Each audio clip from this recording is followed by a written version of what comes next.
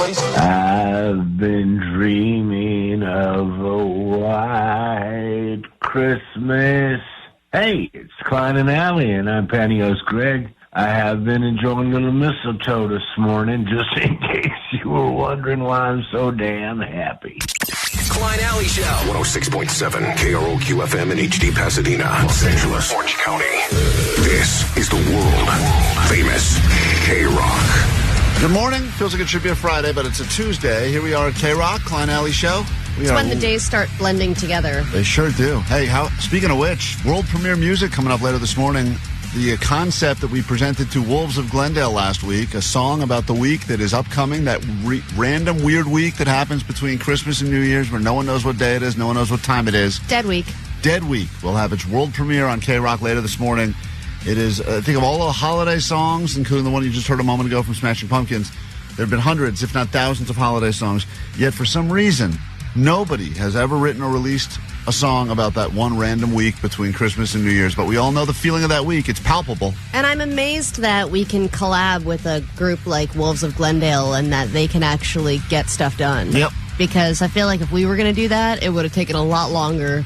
And we sent them some lyrics, we sent them an idea, and they really got into the studio and spit a good one out. Remember when Klein had the idea to do that Blink-182 song? Oh, my God, and a year later, right. we got it done? Yeah, that was a good collab, dude, are you kidding me? It was. First of all, it took a long-ass time. We got it done under budget. We did get it done under budget. Yeah, that is true. And that song, which I think we played once and then we gave up on, I think didn't necessarily experience the glory it should have. There was 20 years. I think that's how we do it, right? Yeah, I think we played it twice. Where is that song? Hold on, let me find it now. It was, you had the thought when Blink got back together, when Tom DeLonge rejoined the band. It had been 20 years since What's My Age Again? I'm 23. So you were like, let's do a 43 one. It would be so fun. Yeah, we're like, great idea. Let's get this done. Yeah, it was written quickly. I don't know what happened in the production process. Well, you never gave me the lyrics. That's what happened. Oh, okay. Well, that's our problem. But then, in true Klein form, you would just keep mentioning it. That sounds like exactly. Like we should do that, and we're like, yeah. Hold on, this may be it. That's the ball's in your court, buddy. This may let's be just give the lyrics to Trevor, and he could work his magic. This may be it. I'm not sure. Hold on, let's find out if this is the song.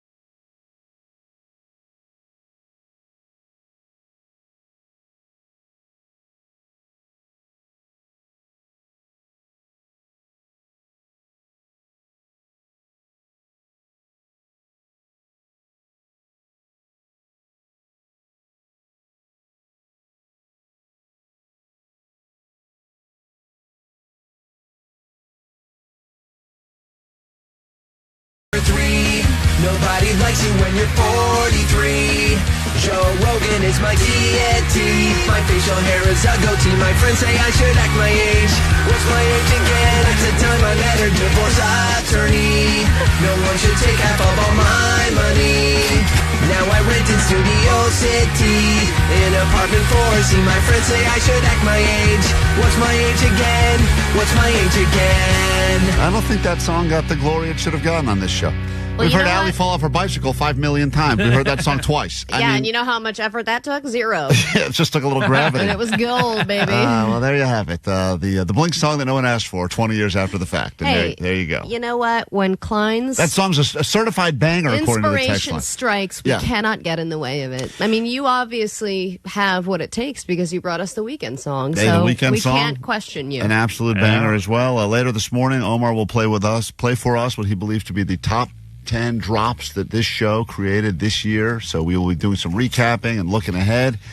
And I did the cruelest thing ever to my own kids. I have the audio to prove it. It's all coming up this morning right here on KROQ. Let's go.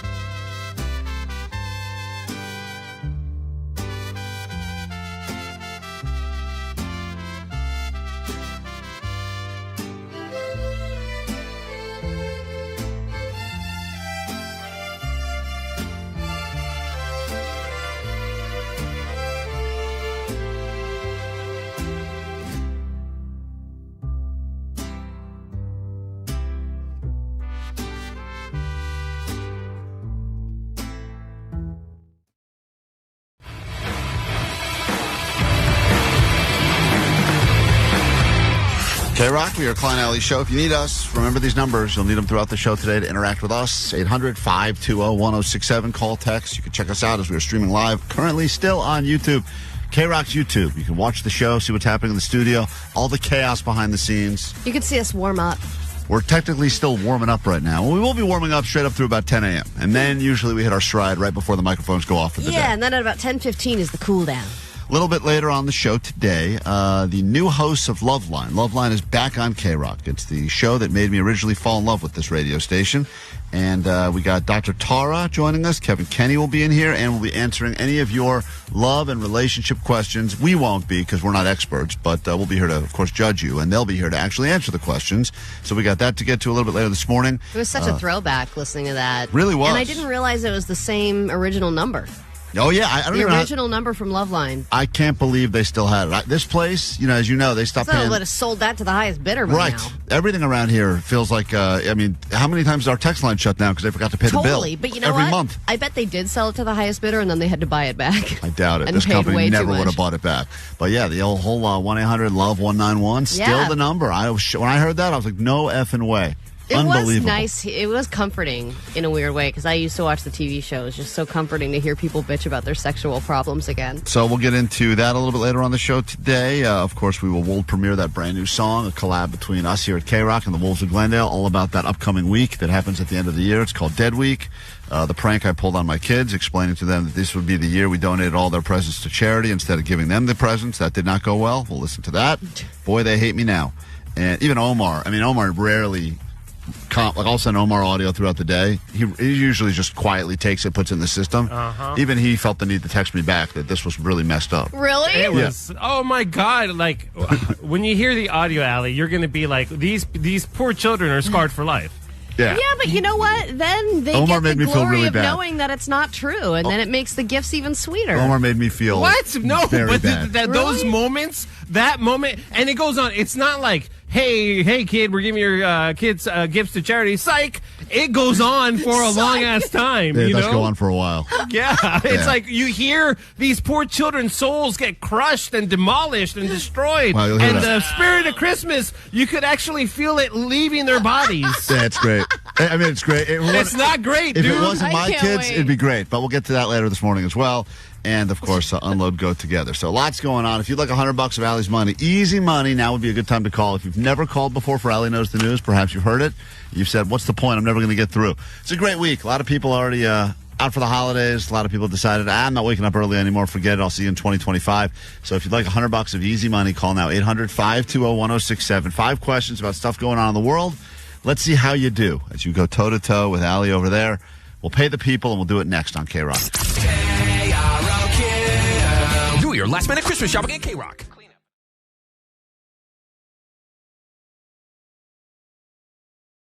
Dennis on K-Rock, 800-520-1067. Talking dad advice in time for Father's Day. What's up? Hey, my dad told me you can date a girl with a ponytail, but don't date a girl with pigtails. I asked him why, and he said, you got to keep one hand free to wave to the crowd. Oh my God! Allie, Disgusting.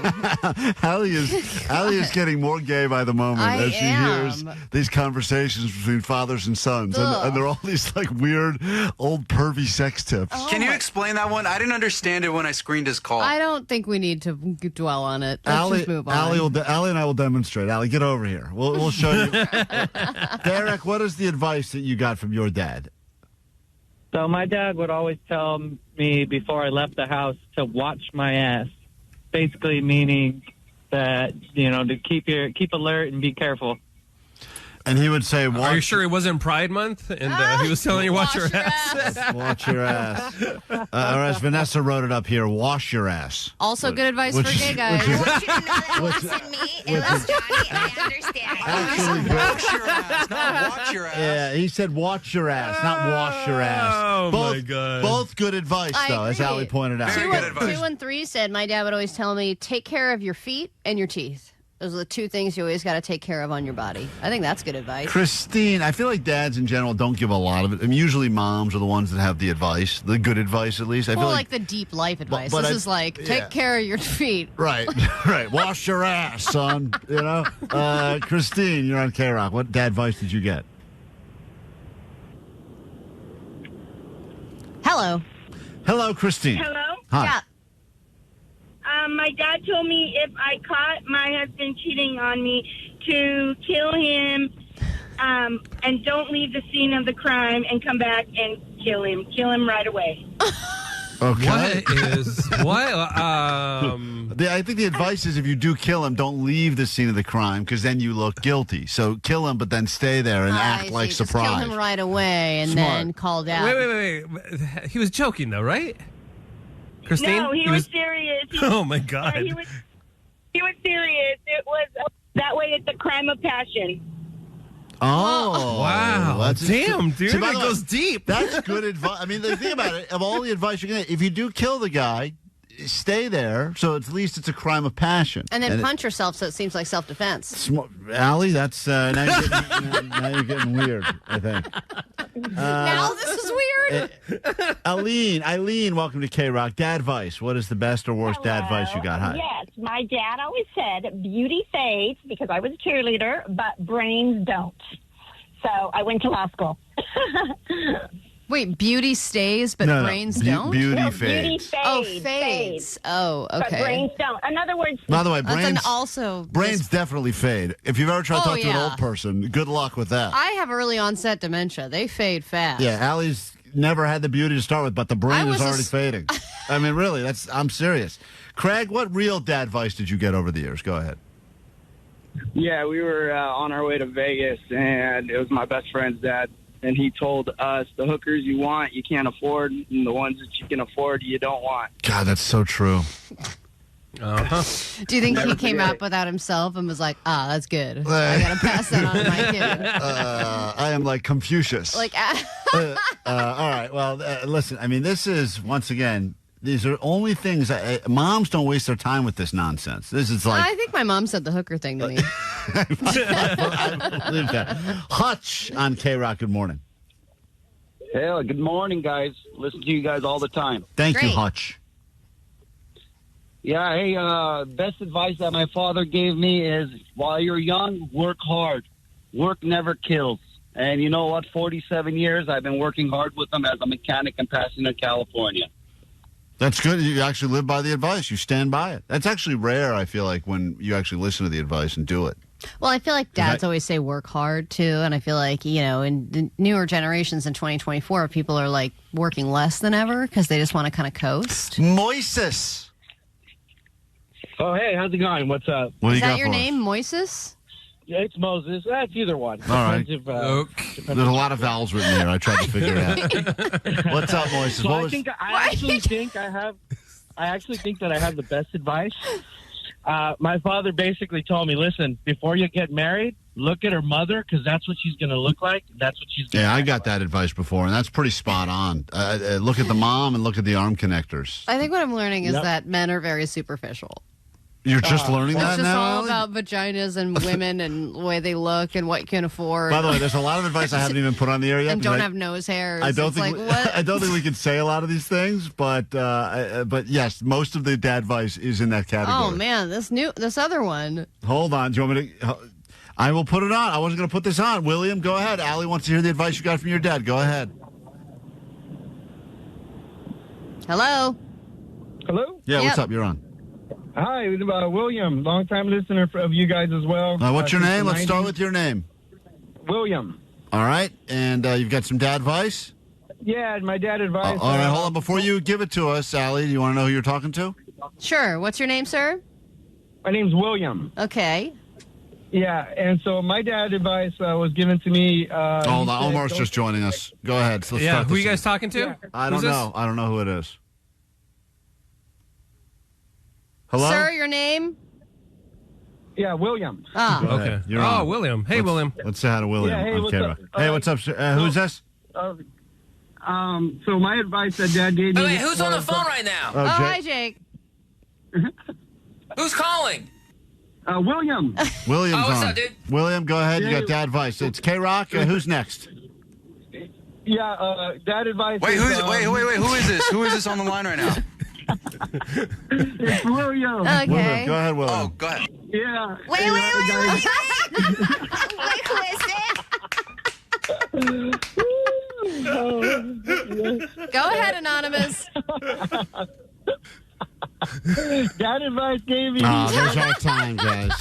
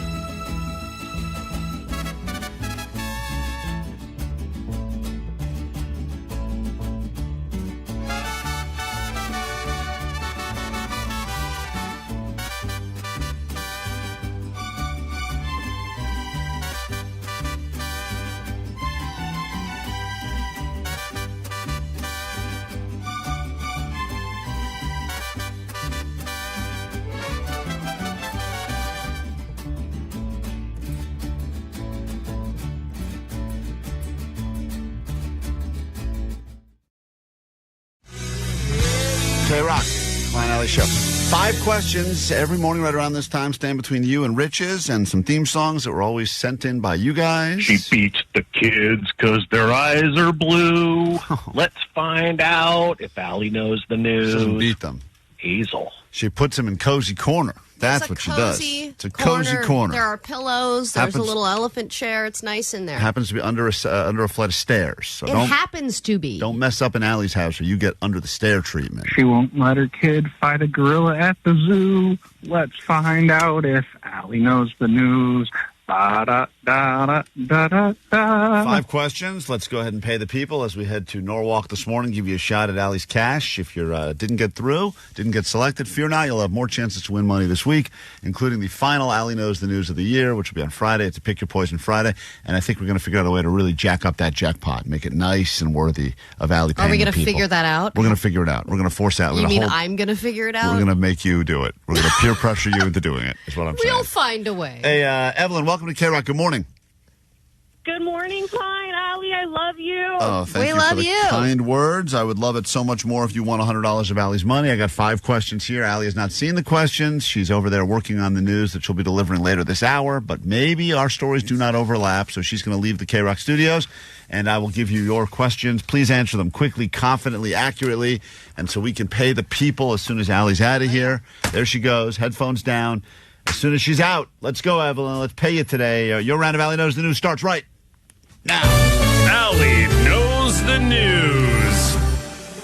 All right. Officially, the word is out. This will be the title of the new Wicked Part 2 movie. Everyone's still talking Wicked 1, but Wicked 2 has a new title, official title. What is that movie going to be called? Wicked 2. Wicked 2. Good guess. Go to question number 2. Speaking of 2, there were 2 NFL games last night. Name one of the teams that won their game last night. NFL football. Oh, shoot. The Eagles. Question number 3. The weed brand Stitzy is currently being sued for what reason? Why is this big weed brand being sued right now? Fake weed. Question number 4. The 2025 SAG Awards have just announced their host. Who will be hosting the SAG Awards of 2025? Oh, my gosh. Jimmy Kimmel. Jimmy Kimmel's a good guess. And finally, maybe the most important news story of the year, Ritz. That's right, the cracker has just announced a new flavor that they'll be dropping. I believe maybe just came out. What is the new Ritz flavor that will be available for eating? What else will be available? It's already out? I believe. Hold on. Let me see. This is breaking news. Ritz flavors are available in stores. Available for eating. Not. So, yeah, it is available now through February 2025. Oh my God, I don't know. Let's see. Oh my God, I don't know. Any guess? A flavor of Ritz. Any guess? Garlic butter. Garlic butter. Good guess. Sounds delicious. All right, let's bring Allie in. Don't say anything else. Score it together. See how you do. You feeling confident, Evelyn, or did it all fall apart live on the air?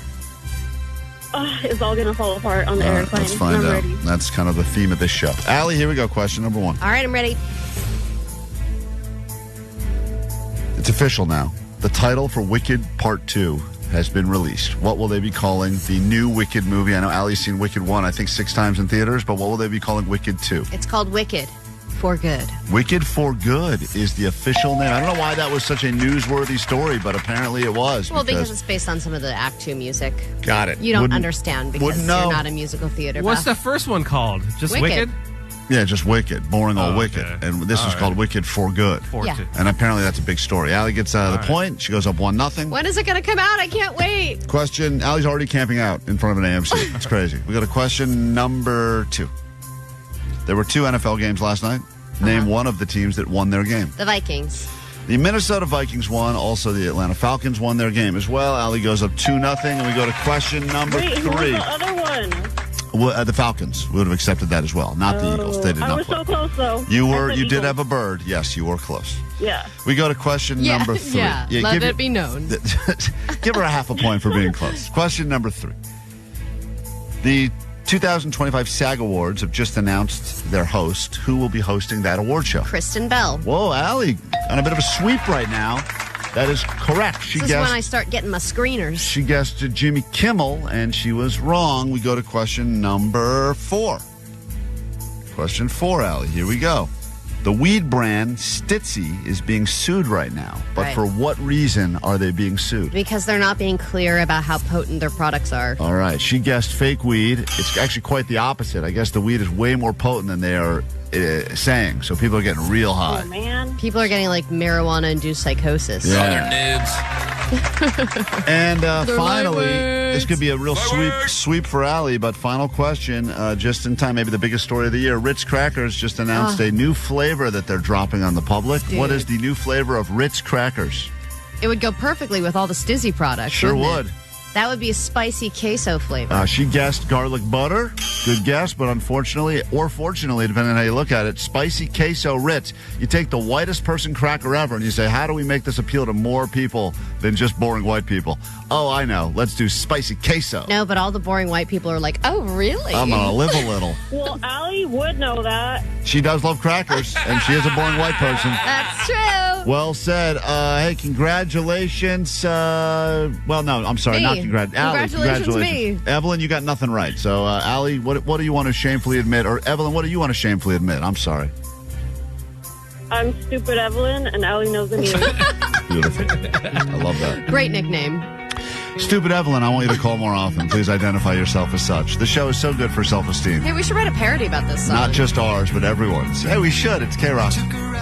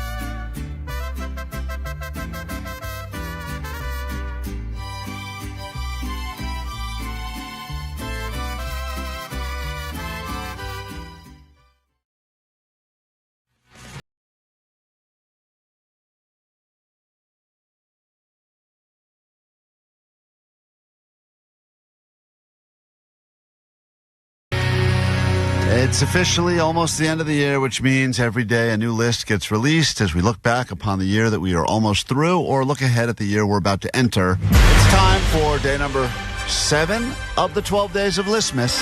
Sure.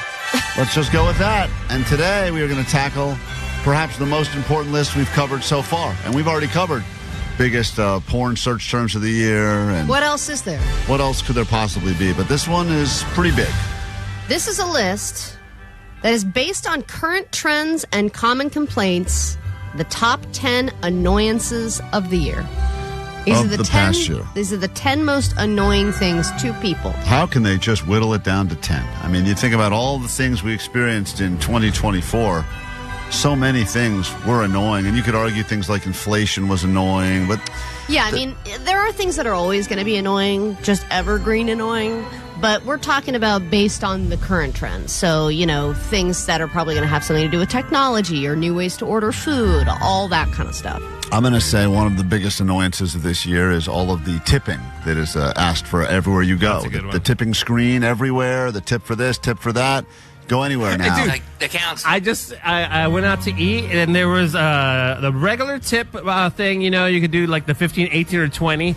And then just like below that, there was a tip for charity thing. And I was just like, what? They didn't specify any charity or anything. It just says tip for charity. I'm like, what is this? Yep. It's crazy. And it's like a smiley face, but it's a child. It is. Yeah, I'm like, dude, it's like, what are you trying to be like? Oh my God. It's unbelievable. Over the top. So I think we finally hit our tipping point, pun intended, this year. And boo! And I believe that, thank you, Jake. I believe that that's got to be on the list, Allie. Well, I'll give it to you because number 7 on the list is just price gouging in general. And I think we are price gouged on every level, including tipping. So just the sudden and significant price increase in everything, and also inflation and tipping is all included in that. Think of what annoyed you the most from this past year, and did it make the list of the 10 biggest annoyances that we dealt with in 2024? I have a guess. There's a recent uptick in everybody believing that they could become some sort of influencer. And you see these randos on the street filming themselves and talking to nobody, and them thinking that they're important and they need to be there. And they like filming their food and stuff. Exactly. Yeah. It's just super annoying. I think that's going to be on the list. I hate it so much. Stop it. You know what? That's not on the list, but similarly, kind of what you're saying is number 8, social media negativity. So just negative social media content in general. Constant exposure to toxic comments, arguments, negativity, people bitching about each other, which is kind of what Omar's doing. I saw this one idiot ramble on about a thing called a fellatio salad. And I said to myself, boy, this is dumb. The world has gotten dumb. Yeah, but that's what people get behind on the internet. You're right. People who are dumb and annoying. What about political ads? Well, I think political everything this past year, because there was an election, it's got to be political anything. The political conversation, There wasn't political specifically, but excessive online ads and intrusive pop-ups is number 3 on the list, because they have gotten very aggressive.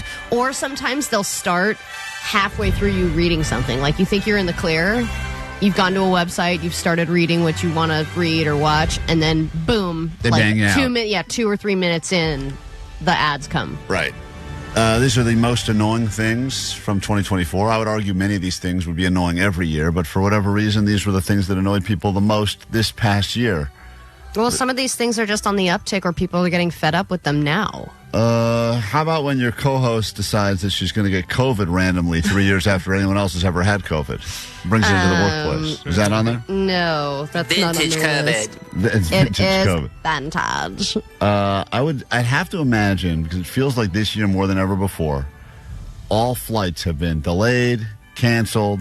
There's so many issues at airports, staffing, pilot shortages.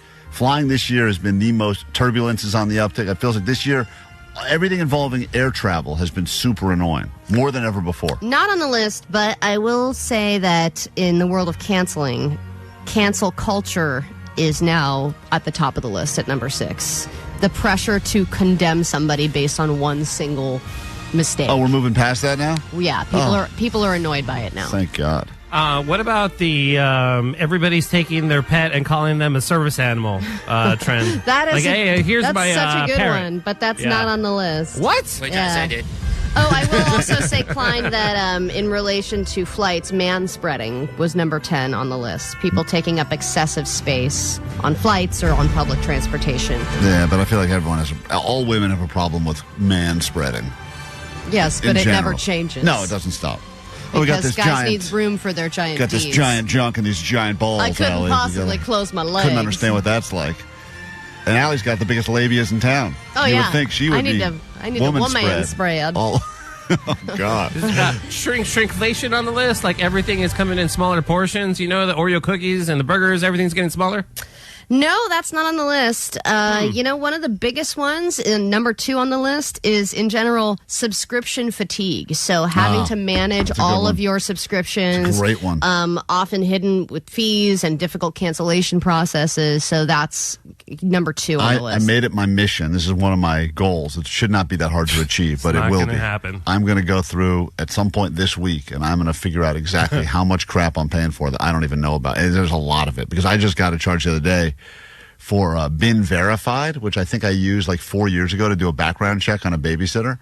And I think I've been paying for it every month for 4 years. Why would he sign up for a subscription and not just a one-time only Once deal? again, Omar, I didn't read the fine print, and I was just trying to move along, and I was probably signing up for it while I was in traffic, and I didn't pay attention. And now I got to think how many thousands of dollars I've spent on background check stuff that I have not used. Yeah, but you know for what 4 else years. is so annoying is I have to do a check. Why don't you download the app? Why don't you sign up for the thing? Yep. Give me your email address. I mean, being asked for all of our information just to do one simple thing is so annoying these days. All right, give us the list now. This is the 20. These are the 10 things that we were most annoyed by in the year 2024. Yeah. So number 10 was manspreading. Number 9 was bot interactions in general, because now every time we're talking to somebody, we're talking to a bot, and sometimes you don't realize it. And then once you do realize it, you're like, God damn it, you can't help me, dumb bot. Now, the bots are getting more human-like, and sometimes I am having what I believe is the conversation of a lifetime, only to realize it's Julie. That happened to me last night. I was on the phone with the airline with a bot, and then it just, I was like, hey, I just need an agent, and it hung up on me instead.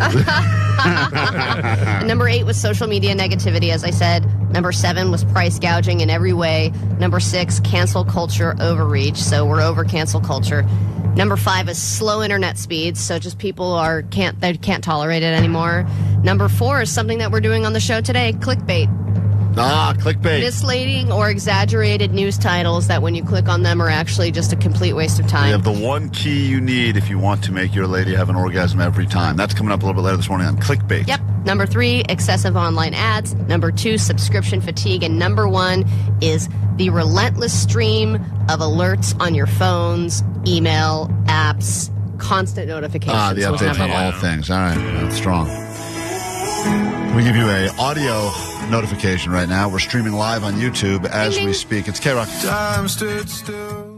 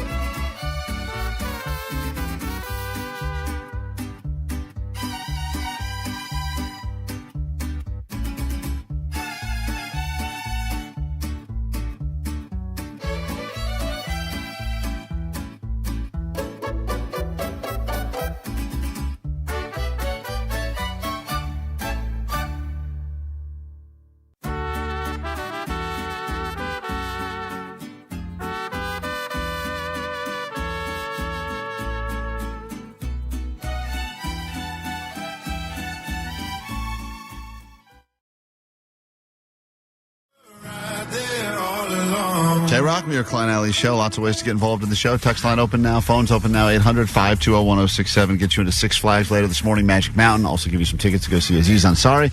And if you got questions about love, relationship, perhaps you're in that weird part of your life right now where you, as Vanessa put it, everyone who's out now, this is all the rejects. There's no good people, no good single people currently out and about. Everyone's in hibernation mode until probably getting close to February.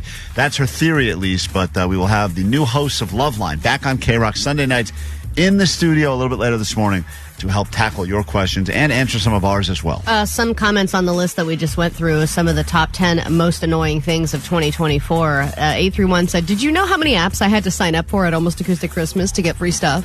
I would have imagine. no more room on my phone. Yep. That is, unfortunately, the reality of it. I mean, you try to get anything, promotion, even free guac at Chipotle, whatever it is, it's no such app. Even sometimes when I'm ordering at a place, they're like, do you have our app? I'm like, no, I don't even know who you are yet. This is my first time here. 213 just wanted to point out that Klein said you do a tip for this and a tip for that. Yep. $100 to Jake. Yep. I don't think I said that. You did. I marked it. By the way, Jake. I marked a it. tip. He's paying attention so hard. This, whatever the thing I'm not allowed to say is, and someone claimed I said it yesterday as well. People are all heated already on the GOAT line. Klein already left the bet. He said he wasn't going to say those words at all. The words, once again, for the purpose of the bet, the things I said I would not say is this and that, this or that. Those are the ones. Yeah, you can't eliminate the word this you can't eliminate and that. Yeah. I mean, it's impossible to talk. And by the way, that is... That. I'm not going to even talk anymore. Forget it. Yesterday, it was a whole collection of my this and that's of the entire year. Get a preview of some of the... this was just some of the many... Apparently, it's one of my many vocal crutches that I use when talking about things, and I was unaware it was such a big problem until we heard all this audio yesterday. Feeling hot and cold or this or that, 2 frozen taquitos, and then I've got, a jar of this and that. And we talked to a ton of people that are tatted up, Lincoln Park this and that. It's always been a man and that done it before and this and that. With all those different meats, the carnitas and the beefs and this and that. Isn't that one of the things they claim, like politics and this and that? I think the real problem here is how much I talk about food. I think that is a bigger problem than the this and that thing. You went to politics, and then you went back to food. Right back to meat. I like to smell parts of my girlfriend and this and that. Stand up now, sit down now, this, that. My wife's into some frozen yogurt place that she claims is all like low, whatever, this and that. And okay, that's enough. Low, whatever. That's enough. We'll take a quick break. We're back in a moment with the first look at what's going on in the world, your ADD news. Then we get into a brand new hour of the show. Will it be the greatest hour of your life? Only one way to find out. Stick around. More K-Rock next. Klein Alley Show. Can you believe it? June's almost over. Pride Month goes away forever, and then Allie can go back to dating guys. Oh, isn't that a great thing? It was all a phase. Let's be honest time. It's our final round of Let's Be Honest, the month of Pride, which means any questions you have for Allie, a real, living, breathing lesbian. We get questions from straight men. A lot of straight men have questions for lesbians. We've studied you our entire lives. You've been in our browsing history since the creation of the internet. You mean like _1 dope Mexican on Instagram who asked me, do you ever crave the D? Great question. I wonder that all the time. I think maybe once in a while, it's like I've got certain types of food I like, and every once in a while I'm like, I have a weird craving for Indian food. No, I don't say that. Once in a while. It's time for Let's Be Honest. Hit it. Let's be honest. Let's put our lesbian to the test. She's the very best. Ooh, ooh. Let's be honest. You got a question she'll address. Come on, shake your breasts. Lesbians. All right, 800-520-1067. You call, you text, and you can be a part of Let's Be Honest for the last time. If you don't get your questions answered today, you may have to hold on to those questions for another year. Let's say hi to Uriel. Hey, sorry guys, I had you on speaker. Good morning, Sweet That's Dibs. all right. Good morning, Sweet Dibs. Question for a real-life lesbian. Go ahead. Yeah, I forgot the question. Oh, my God. Got your question. This is the best. Well, it confirms that I will never go back. Allie, this is why she's into women. Guys like you. I forgot. Uriel, it's your big moment to shine now. Let's go. Yeah, do lesbians celebrate Father's Day? Great question. Lesbians celebrate Father's Day. It is something that we've talked about because Mother's Day is a double whammy for both of us, and I wish that both of us could just sit back and have breakfast made for us, but then no one would make breakfast. Or clean it up. Or clean it up, exactly. Right. So I pitched to Katie, why don't one of us celebrate Mother's Day and the other person celebrate Father's Day? And she said that I would be the one to celebrate Father's Day, which I agree, I would play that role. But the problem is that everybody else around us will still send me Mother's Day cards. I would have to make some kind of a statement to our family going, hey, everybody. Include her. Include me in Father's Day. Do not send me a Mother's Day card. And I think even just the greeting cards alone, I would love to make the switch because the Mother's Day cards are so annoying and so like, you deserve to relax with a nice glass of wine. If you age, like, I wish that I had like stupid fishing puns and stuff. Like, I wish I had that goldfish in the hammock as like a card for me because I think the Father's Day cards are at least a little more entertaining. George, you're on with Allie. She's a lesbian, and she's answering questions. Honestly, this is Let's Be Honest. What's up? Allie, boobs or butt? Another great question. Boobs or butt? You know, I think a lot of people would assume that because I'm a lesbian, I would choose the boobs. But I've looked at you. I've watched you check out women, and you look at the butt. You're a butt girl. I am a 100% a butt girl. Yeah. I will look at a butt. I will look at a good butt regardless, but I think that women's butts are some of the most beautiful things that God ever created. They are. And I think that, their boobs are great. There's a lot of functions and stuff like that. I'm not really big on my boobs. No, none of us are. Yeah, so it's just not really that much of a point of interest. It's not like a make or break for me in terms of like body. If I'm like, oh, this person has great boobs. Like Sydney Sweeney, she's got great boobs. I get it. But it wouldn't be a deciding factor for me. That's if right, she had tiny boobs or weird lopsided boobs or Right. giant areolas, but Right. still a great butt, just as good to me. I noticed you didn't say mind in any of this. You could have answered that a lot That of different wasn't the ways. question. Well, you could have. It wasn't boobs or mine. No, obviously, but you could have taken a nice moment there to let everyone know that what really counts is the boobs. But that wouldn't be lesbian and honest. Omar, what say you? I know you're not a lesbian, but you would obviously weigh in on this as well. Boobs, butt. Which one to you is more significant? Oh, let's see. For me, boobs all the way. Yeah, I love them. Sweet knockers. Hell yeah. Of course. That's why he All likes about cooking it. with Claudia. No one has said mind, by the way. No one said, Omar could have said mind, bro. Let me see if Jake's going to throw mind in there. Jake, boobs or butt? Okay. Jake probably does say that. That's right. That's why he's not getting laid. Let's say hi to Sue on KROQ. It's Let's Be Honest time. Any question you have, Allie will answer them honestly, no matter how difficult the questions may be. And I don't know if we'll get to... Hey, Sue, hold on one second. I don't know if you saw this one on the text line, Allie, but someone did ask, 951, when scissoring, do you ever get that suction cup effect? Which I think is a valuable question. It's funny. I also got an Instagram message about scissoring saying if you guys are both freshly shaved, do you get razor burn? Great. These are all good questions. Which is true. These But are the all- suction cup effect I have never experienced. Sue, you're on KROQ. Good morning. Good morning, Sweet Dibbit. Sweet Dibbit. So what is your question for Allie? Do you like Chapel Roan? I love Chapel Roan. I actually just discovered her. It was like the weekend after Coachella and then I realized that she had played and that I didn't see her. I was so pissed. But she is amazing because she dresses like a drag queen, has this whole drag effect, super fun music. But then she's also queer and she writes songs about having sex with women, which is the best. I think the best of both worlds. But everybody who suggested her to me is straight. Eddie. Yeah. Eddie, you're on KROQ. Let's Be Honest time. What do you got? Sweet knockers, guys. Sweet knockers. How do you eat your bananas? You break it up? I've seen Allie. This is a great question. And You can tell between the guy-girl questions. Yeah, they're very different. Do you like this cool new artist versus how do you eat a banana?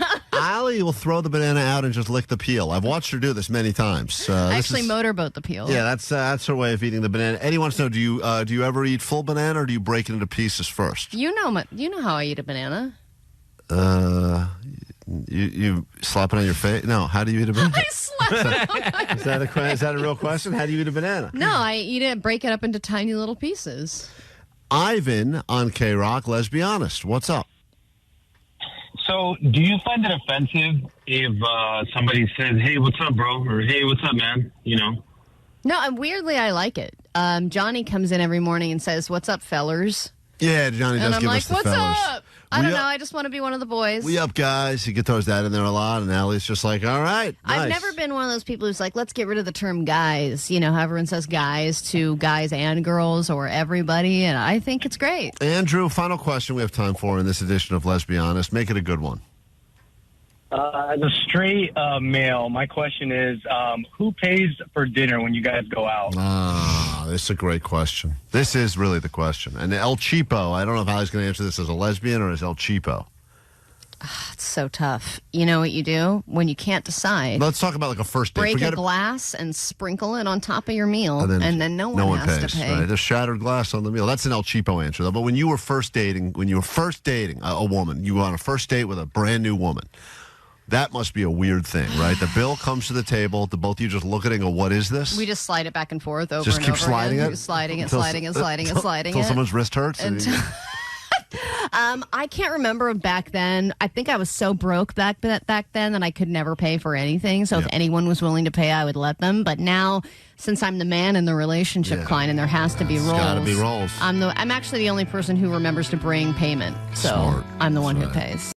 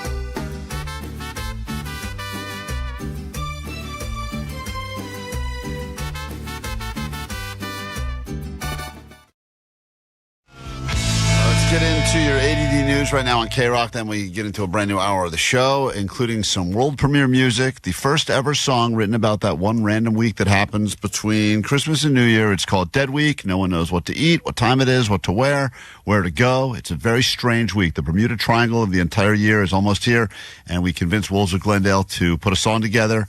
We will share that with you. World premiere in about 5 minutes here on KROQ. The anthem the world needed.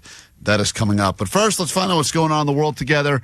Here she is to break it down. It's time for your ADD news. Hit it. Grab your Adderall. It's time for ADD news. You know what I feel like? Soup. It's definitely a soup day. All right, weed is a beautiful thing, but occasionally even a beautiful thing can rear its ugly head and backfire on you. I think we've all been there if you have any experience with weed. And with how strong weed is these days, it can easily turn bad. And there's a new lawsuit happening where this weed company is being sued for not being honest about how potent their stuff is. The people suing represent a set of twins who experienced marijuana-induced psychosis after using vape pens from a company called Stizzy. Stizzy, what a bunch of rookies, by the way. Like, if you... We've all done that before. You smoke a little weed and you got too high, or you took a couple edibles that weren't working, so you took a few more, and then they all hit you at the same time. We've all been there. We've all had that moment to ourselves. We're like, whoa, I am way too high. And you just ride it out. Well, you eat hear some those Taco stories Bell. every once in a while that's like a bunch of teenagers had to be sent home from school because Right. they were sick, and then they figured out that they had taken edibles at school, and you're like, this is going to be such a great story later. But I'm talking about, you're an adult, you understand. Sometimes you just get higher. There's times I've smoked the same exact strain of weed from the same exact brand, sometimes high, sometimes not high. And by the way, it wasn't that long ago where I just met a random guy in a parking lot and gave me a Ziploc bag. I didn't even know what I was getting. Oh, yeah. But it also depends on how much you've eaten. Sure. Depends on how hydrated you are. You There's wa- a bunch of things. You're watching a funny movie, or you're watching one of those sad documentaries where all of a sudden you start freaking out and getting paranoid and locking your window. I know, and you've all, you must have been in a group where it's like everyone's smoking, you're passing a blunt, whatever, and then one person just starts freaking out. Yeah, of course. And then you're like, okay, let's go. I don't know what's going on with her. I think it was like college, but we were ripping some bong hits, and this girl thought she permanently burnt her throat because of sometimes those hits just hit real hard, and for the rest of the I night... have had that fear, Yeah, though. it I'm was like, oh no, I just ruined everything. I don't know what's going just on. sitting there and convincing her that she would be able to sing again at some point. It's just, it happens. You move on. You don't sue the weed company. Well, these girls, I guess, apparently after using the products, quickly became addicted and started experiencing extreme paranoia, delusions, and eventually had to drop out of school. I think this is going to only make this product more popular now. I think this is a smart move for them. Super big weed smokers are like, wait, what's the company called again? That sounds great. All right, this whole saga with Hana Kobayashi has finally come to an end, though people still have a million questions about what the hell has been going on for the past month and what's been going on in her head. This was that Maui woman who went missing a month ago, and then people thought she had been sex trafficked and that she was a victim of scam marriage, that she faked her own death. Then finally she was found safe. Then now she's back in the U.S. from Mexico. She has made a statement about this whole mess, and she said, quote, "I was unaware of everything that was happening in the media while I was away, and I'm still processing it all. My focus now is on my healing, my peace, and my creativity." And I'm like, even if you were living in a cave, how are you unaware that any of this was going on? How can you possibly...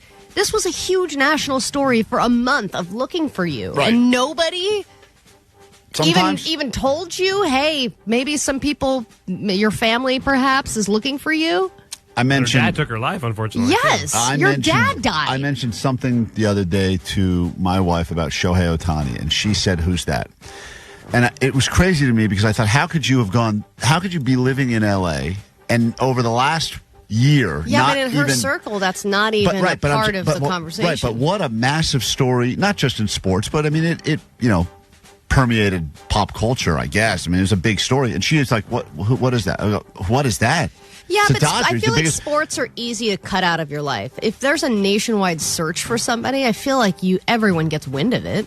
It was the same thing, though, where I go, at some point you would have thought something would have crossed your path and you would have even had an awareness of it. So same with this woman, the world's looking for her. She has no idea that she's, quote, even missing. It's crazy. At least you have to admire the ability to just not be aware of anything that's going on around you. She must truly have had a great vacation.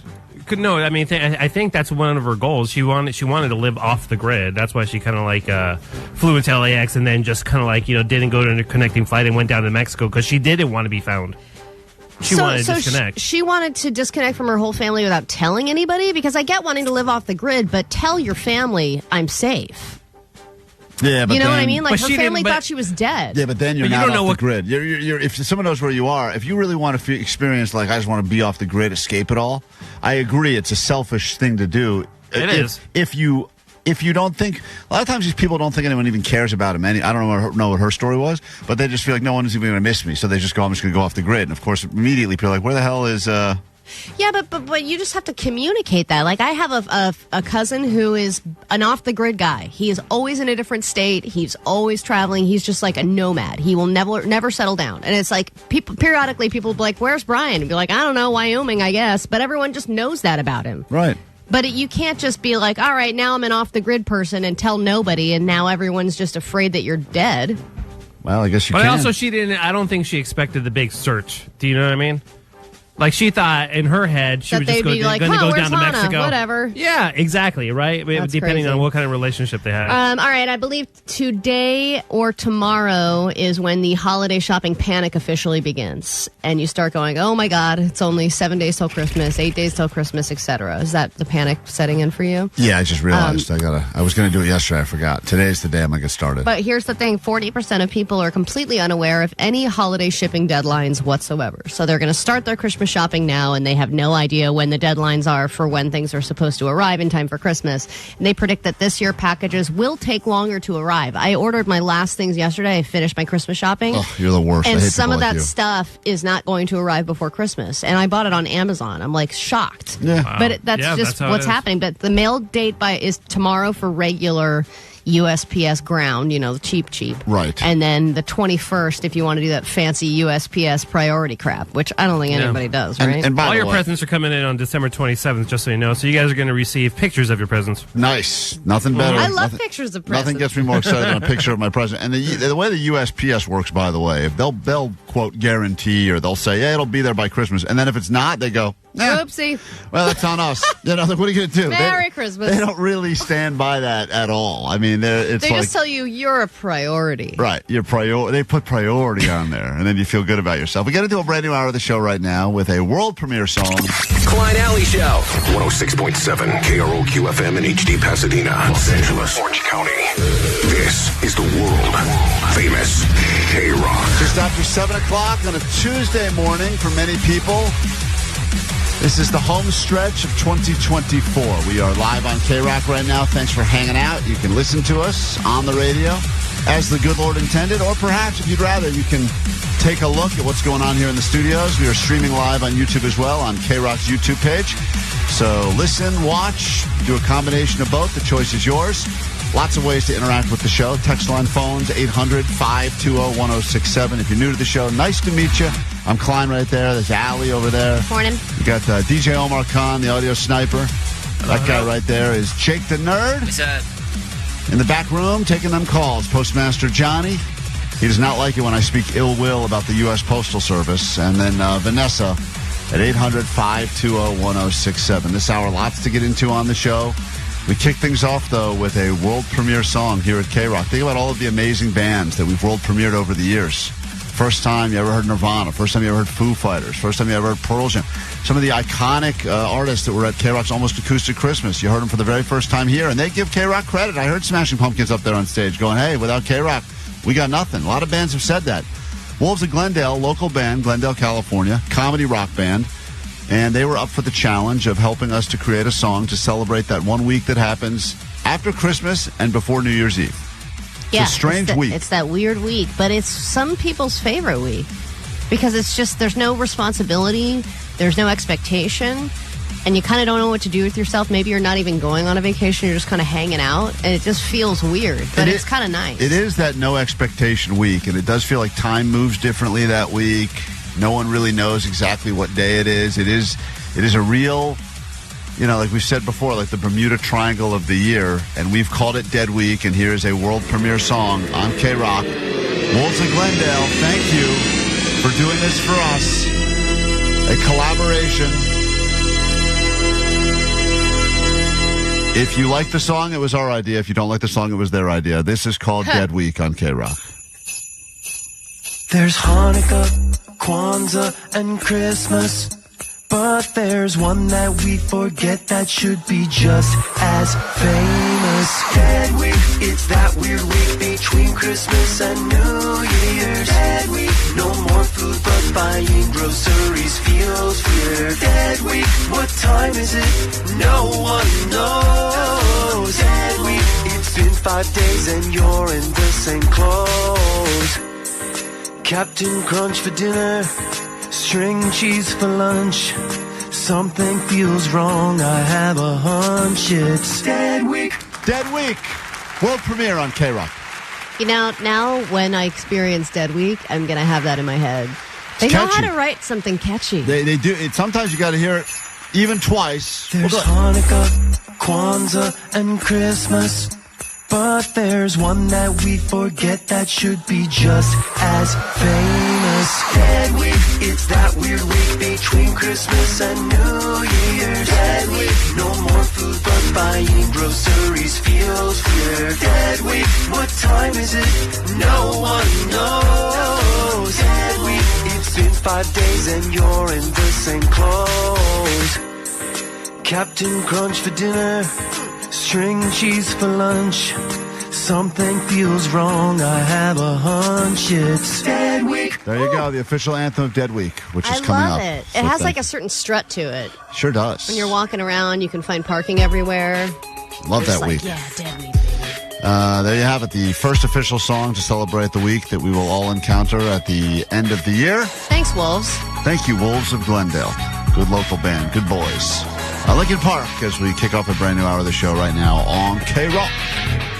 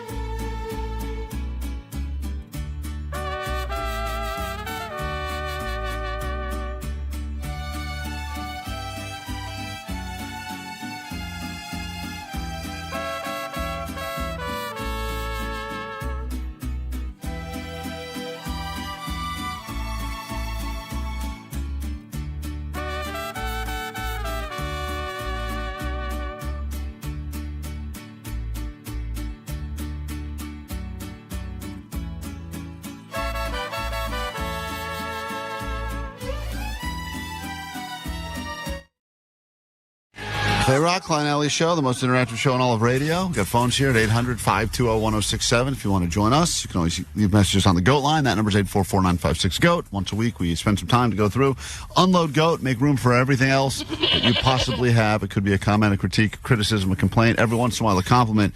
In this particular case, Allie, we did say that as we get into that dead week, the week between Christmas and New Year, just heard the anthem a moment ago. People are loving it. We will be, good instant feedback already for Dead Week, the official theme song of Dead Week. But we will be listening to the top 50 moments in the history of this show. And we were asking people if they have any thoughts about what those moments were. Maybe you're a new listener, you have you don't care at all. You haven't heard one top moment.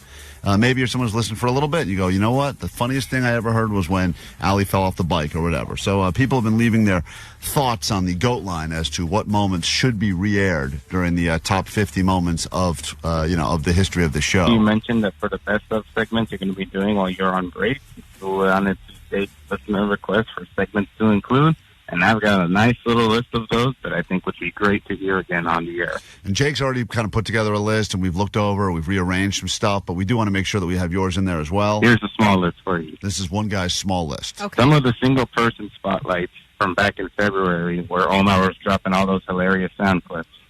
I forgot about that. Oh, that's right. didn't like Where that. Klein ended up being like gay for everybody who was calling. Yeah. Oh, yeah, that was good. A lot of single people were looking for love on Valentine's Day. I love dick. And Omar just kept playing clips of me saying things like that, and it seemed like I was hitting on all the single people. And I didn't like it at all, but apparently he did. The one segment where Klein talked about his loud coffee maker.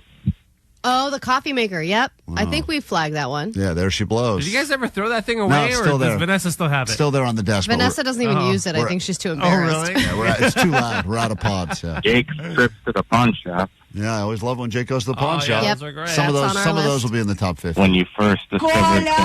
That's Yeah. right. Jake going to the pawn shop's always a win, and you'll get some of those. Yeah. When you first discovered Klein's tapes and you first started going through them, you know the one that bring me a hoe and the tickets are yours.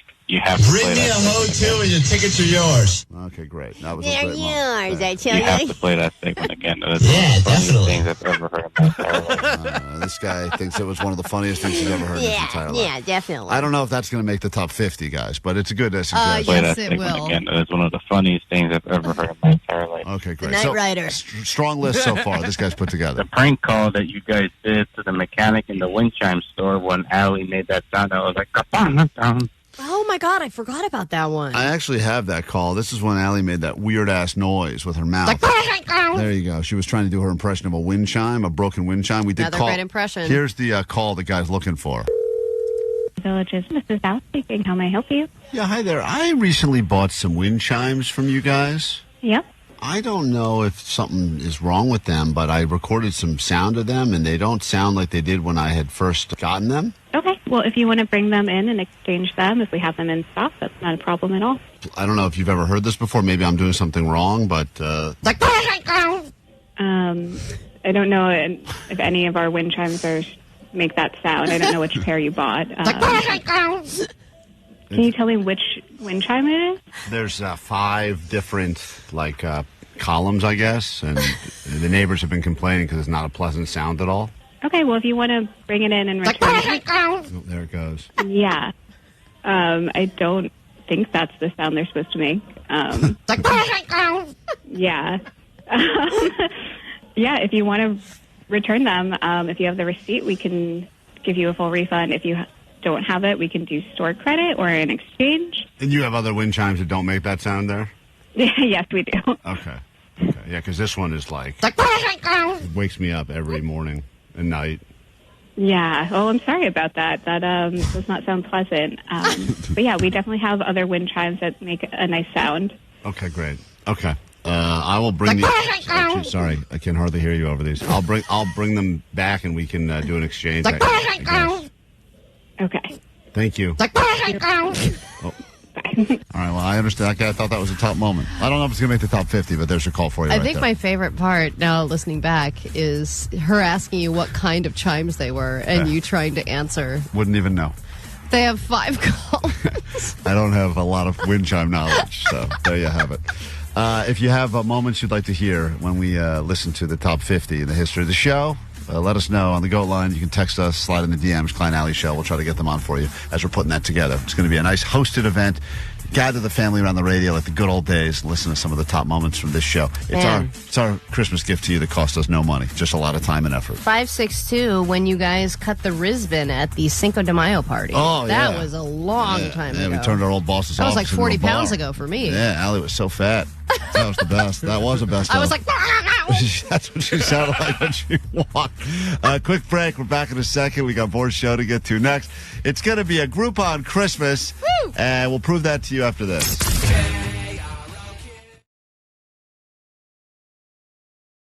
Am I a creep? 4 words, answers a question, says a lot about you, and you may not be a creepy person. You may not be defined as being a creep, but there's definitely things you could be doing, even on a semi-regular basis, or a hobby you're into, or some little thing that you aren't sure, does that make me creepy or just interesting or eccentric? There's all these different ways to say creepy now without actually being, quote, traditionally creepy. But we are in the creepiest month of the year, and we got up for grabs now tickets for you to go see Danny Elfman at the Hollywood Bowl, and that man makes creepy music unlike anyone else. Not just creepy music, he is a creepy collector. Right, he loves that creepy. He has a hand collection. Right. Like, yeah, if he was not Danny Elfman, the Danny Elfman we know, but he was just called, be like, yeah, I have a collection of human hands, and I collect them, and I love them, and whenever I go to new countries, I see if I can buy some hands. I look, that's a nice hand. I wish I could buy those bones. Right. That's, yeah, we're dead set bros. Arguably, you would say that's creepy, and congratulations, you're a creep, at least in terms of that. So you give us the question, something you're into, and we'll make a determination, and someone's going to leave here with tickets to that show. Go ahead, you're on KROQ. Let's say this person, on occasions when they go out with a girl and they end up making, coitus or whatever, they asked if they could keep the woman's underwear and keep them as kind of like tokens. And this is a friend, right? This is someone you know. It's definitely not you. Sure. Trace this number immediately. They're usually down for it because, I usually wait till, after we have sex and, it's, I don't know, we're just chit-chatting or whatever. And I'd usually only ask if it's, after I think I did a good job. I'm going to say... Creepy. Yeah, collecting underwear in general is creepy. I don't think there's any world where it's not. Also, he referred to them as tokens. Yeah. Which I find... I feel that to be... I think it's a huge problem. But also, if you're a woman, wouldn't you be annoyed? I know you can buy a ton of underwear. I know Victoria's Secret always 10 pairs for whatever it is, $20 or whatever. But I feel like it would be annoying to constantly have to get new underwear because guys you slept with want to keep your underwear. You're like, all right, just take them. You have to get another I don't know. $5 for $10. All right. But I also think Jake even calling sex manifesting could be considered creepy. Yeah, this by guy called it coitus, so that's kind of creepy. Jeanette, welcome to Am I a Creep on KROQ. What is it that you do? Hi, I started collecting taxidermy. And what made you start collecting dead animals? Oh, I have my emo daughter, and she's all into that stuff. Okay. And so I thought it was pretty cool. And did you start small with squirrel and work your way up? What's the biggest one you have? Well, we had a cat who we had for 14 years, and we actually did that to him. His name was Boots, and that was her pet. So where is Boots? Well, we started with butterflies. Oh, my mom doesn't allow them in the house, so we keep them outside. You keep Boots, the taxidermied cat, outside because your mom thinks it's weird to have the dead stuffed cat inside. Right. She's super creeped out about it. Right, this coyote's God, why won't it die? So disappointed so every easy time. to catch this thing. I think so tough. All right. So does that, and you've now gone from cat to butterfly to anything else in your collection, or those are your two? She's got some bugs, but the major one is Boots. Our cat. Yeah, Boots. I feel different about Boots though, because Boots. At least that was your cat. Was it your cat? We'll continue with these calls and your texts. That is the topic. Think about your life. Do some taking stock right now. Give us a call, 800-520-1067. Am I a creep? We'll give away some tickets next. Klein Alley. Klein Alley Show. KROQ, the world famous KROQ. KROQ. Question for you is, are you creepy? Am I a creep? You do things and maybe they seem, for you, normal, but you just wonder how society would perceive you. For instance, 818 on the text line who says, when I go in for my flu shot, I actually like to look and watch as the needle goes into my skin. Oh, I do that. See, that's weird. I turn the other way, close my eyes, and hate every part of that process. I don't like the idea that I would look at that happen to me seems creepy. Why would you want to watch that? Because I'm interested in seeing what the process is like, especially for them. I'm like, wow, that's amazing. Well, how are you going to find the vein? How are you going to put it in? What's the size of the needle? I think you're a creep then for all that. I mean, that's just weird. That's the stuff I just want to see no evil. I don't want to even think about it, but yeah, but that's not disgusting or creepy. It's just interesting. Everyone's got their things. Now, licking the end of the needle, that's creepy. Yeah. And by the way, if you want to watch a lot of people get needles put into them, you should join us this Friday. We're going to be Dave and Buster's Long Beach for the $10 blood suck. become a blood hero for Cedars and also at the same time win a bunch of cool stuff from us. For first 500 to arrive, a limited edition Klein Alley Show $10 blood suck shirt and a $10 player's card for Dave and Buster's. Sean, what is it that you do and you need us to determine whether or not you're a creep? Go ahead. Hello, Sean. The word creep on my arm. Say that again? I have a tattoo of the word creep on my arm. Why? So because I have a lot of anxiety and I'm very self-conscious about looking like a creep, and sometimes I feel like I say things that make people feel uncomfortable. And sometimes when I'm thinking about that in my car, the song "Creep" by Radiohead plays. Right. So, yeah, and so on top of You're building your case horribly. Go on. So the point is that you wanted to brand yourself creep so that people would see you have a tattoo that says creep, and maybe they would think then, oh, you know what, he's not as big of a creep as I thought, considering he has the word tattooed on his arm? Yeah, well, on top of the word is a rain cloud, so that washes away that feeling, because that feeling is just on the outside. On the inside is the beauty within. On the spicy scale that Allie just ordered her food on, I'm gonna give you a 7.5 on the creep scale. There has to be, if you feel like a creep, but there has to be something else creepy that you do or are interested in. Hello? Hello, Is there anything, there's got to be something other than that that's creepy about you that makes you feel like a creep. I work with kids. Okay, that's enough. You've moved up to a 10. Congratulations. He's off the scale. He doesn't even say what he does. He just says, I work with them. That's weird, too. Hey, That scared me. Daria, welcome to Am I a Creep? What's up? Good morning. Good morning. Hi. What do you do? Well, I love watching videos on YouTube where people are constantly removing either insects like botflies or splinters or hair splinters or anything that is a removal from the human body. I love watching those on YouTube. Wow. So what's the biggest, weirdest thing that you've seen removed from somebody's body on YouTube? The weirdest thing for me is insect larva in the eye. Oh. And you enjoy watching that? I mean, I know there's people who love all that pimple popper stuff and all Yeah, this. but this is different.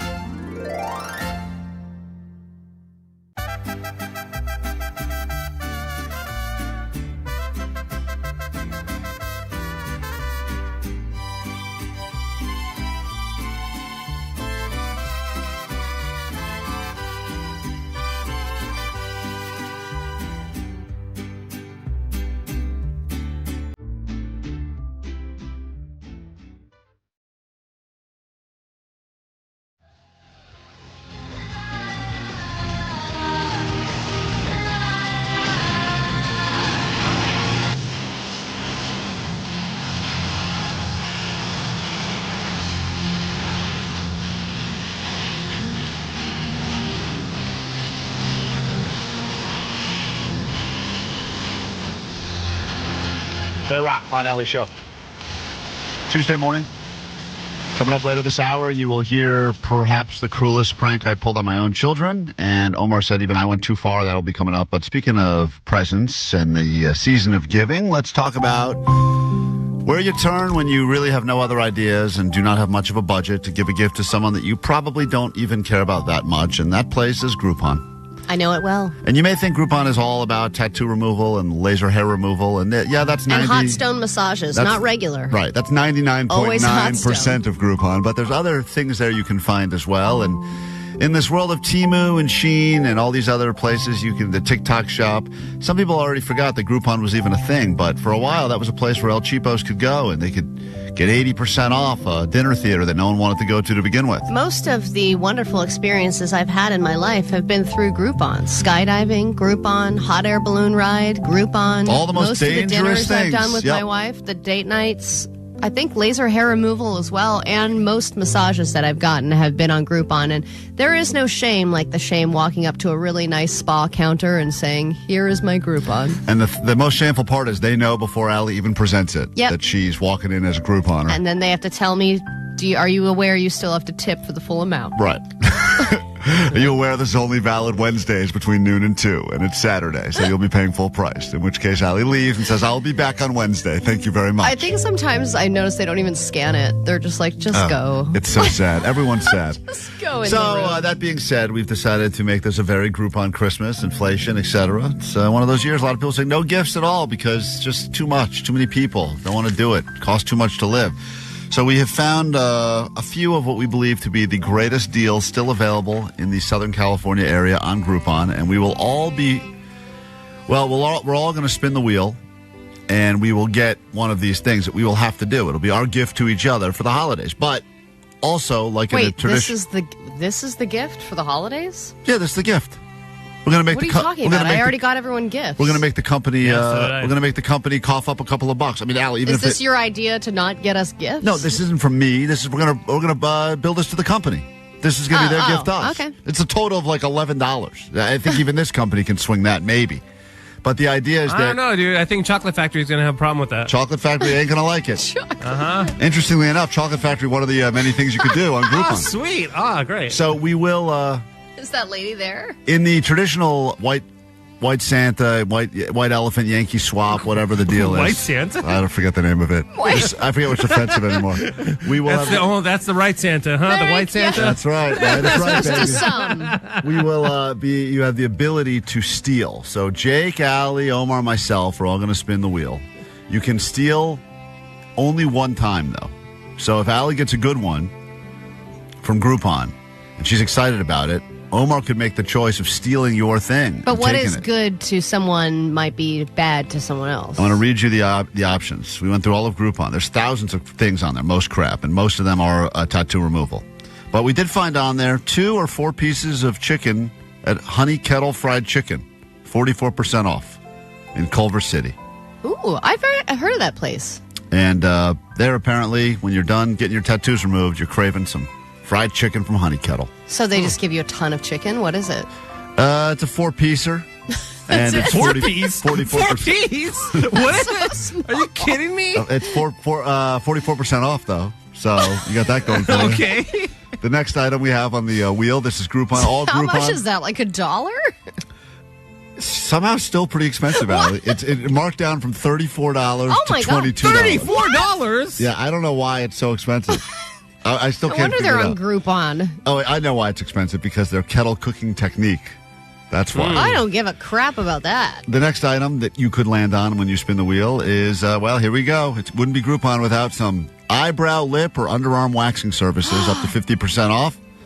I would love to see you get your lip waxed. Oh, God, if I get stuck on that, I guess I got to do the waxing. Or your underarm. Omar's Does that hurt? Like real bad? Oh, sure yeah, it it all does. hurts. This next one is in Buena Park. It is the Pirates Dinner Adventure. I think Omar's been to that. I've done it. It's awesome. I love this place. I want yeah, that it's one. great. Steal. It's so fun. Here's the problem with this on the Groupon is that you can only buy one ticket. So let's say you buy your kid a ticket on Groupon for $29, normally $43. You still got to, at some point, figure out a way to get an adult in there. No, I don't. Just Send them in there. drop the kid off at the Pirate Adventure. There's pirates there. Here's what's included in that one. Dinner show, 3-course meal, and all the pirate swashbuckling you could enjoy.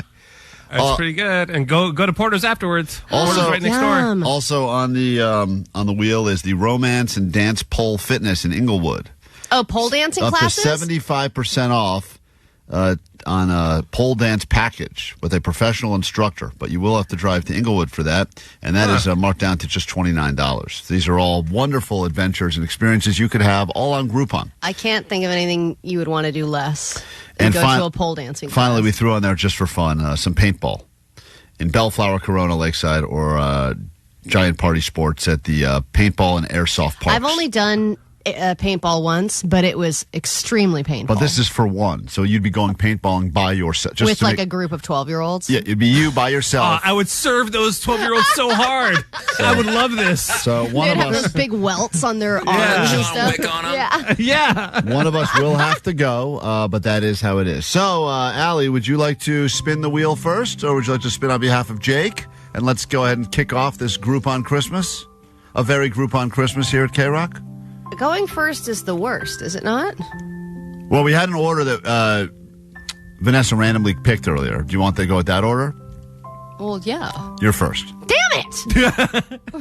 Okay. It's you, What's the point of that? Jake, Omar, me. All right. Which one's the most appealing to you, Allie? The pirate one, honestly. Oh, okay. Yeah, but I don't like that I would have to spend extra money on it. Oh, Allie, congratulations. What is it, number one? I think you started at the best possible place.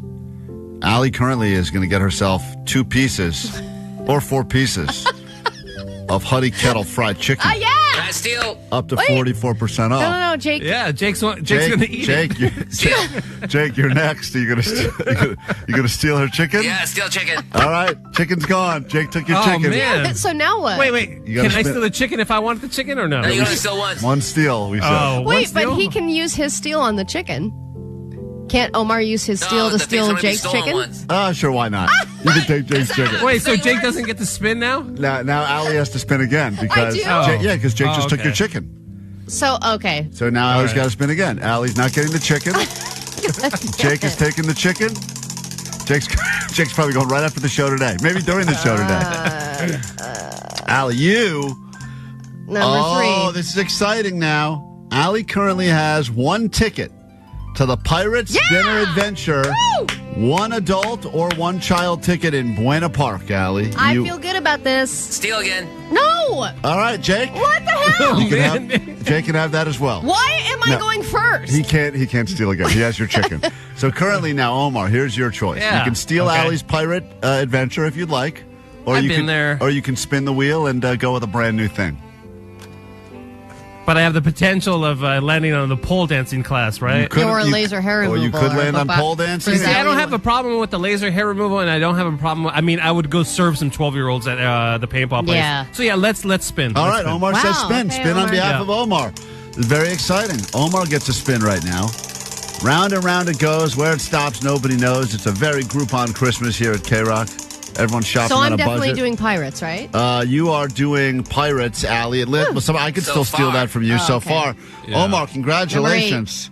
You are pole dancing in Inglewood. Are you kidding me? Oh, my God. got a great, I'll get you the 5 package. You go 5 times. 5 my times is so God. many Large times. studio space with their custom pink poles. All sessions are led by an expert instructor who provides personalized attention.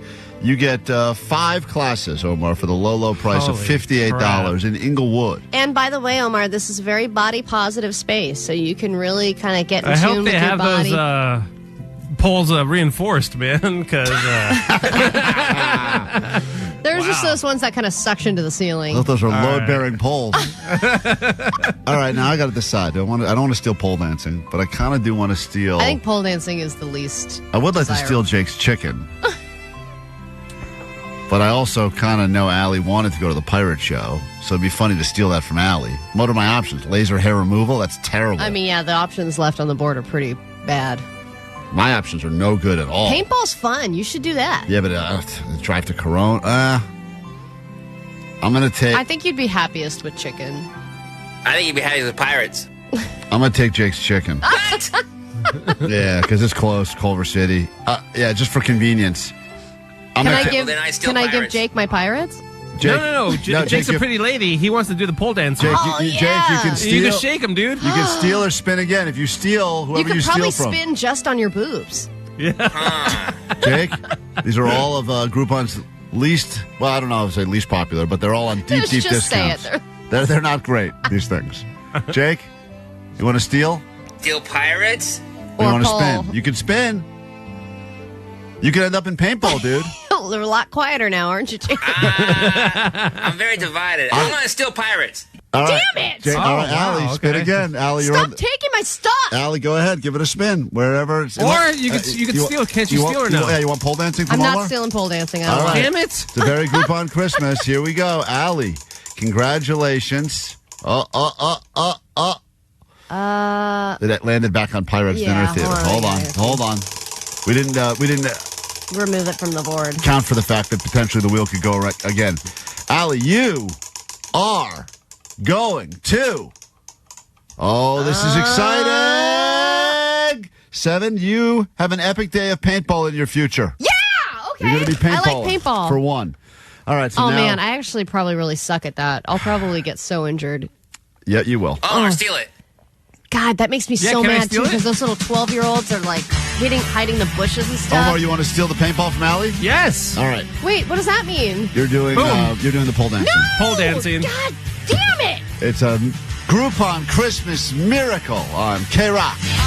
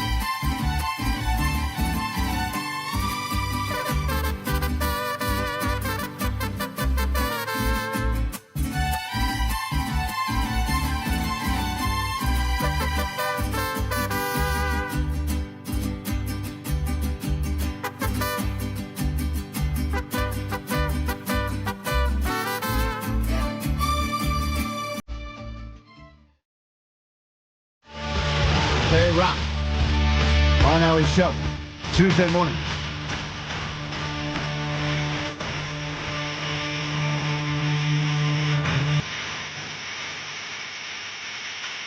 Daniel, you're on KROQ this morning at 800-520-1067. What's up? Hey, good morning. So I was listening to your game not too long ago while you guys were spinning that wheel there. Yes. So you guys, you guys kind of hosed poor Allie there. She got stolen from twice by Jake and Omar. That's right. Yeah, I don't understand how the rules work that I can just get infinitely stolen from. What's the point of saying, yes, I'll go first? I don't know. The rules changed a lot during the game. Yeah, I mean, Klein's... They're fluid. That's right. Fluid, 213 thank you. said Klein literally created one rule and then broke the only rule that he created. What was the rule? Stealing once. Right. And then you stole Jake's chicken, even though he stole it from me. You can't steal a thing more than once. And then I get, apparently, according to the text line, I get a chance to steal, and I never got a chance to steal anything. Everything just got stolen from me. All right, let's just agree we'll all eat chicken and go pole rules dancing. are rules. Right? Rules is rules, Allie. Rules is rules. So 805 says, I'm going to actually really enjoy pole dancing and that it's a very body positive You're experience gonna love it. with a lot of beautiful women. you're going to love it. You a 10, girl. Don't forget that. You a 10. Why does my stuff always involve going to multiple classes? This is all This the is way- how hot yoga started, and I've spent so much money on it since then. Hey, listen. Groupon is it's a wild west. You don't know what you're getting into there. I'm already getting ready. Okay. Watch out, 12-year-olds. I'm coming.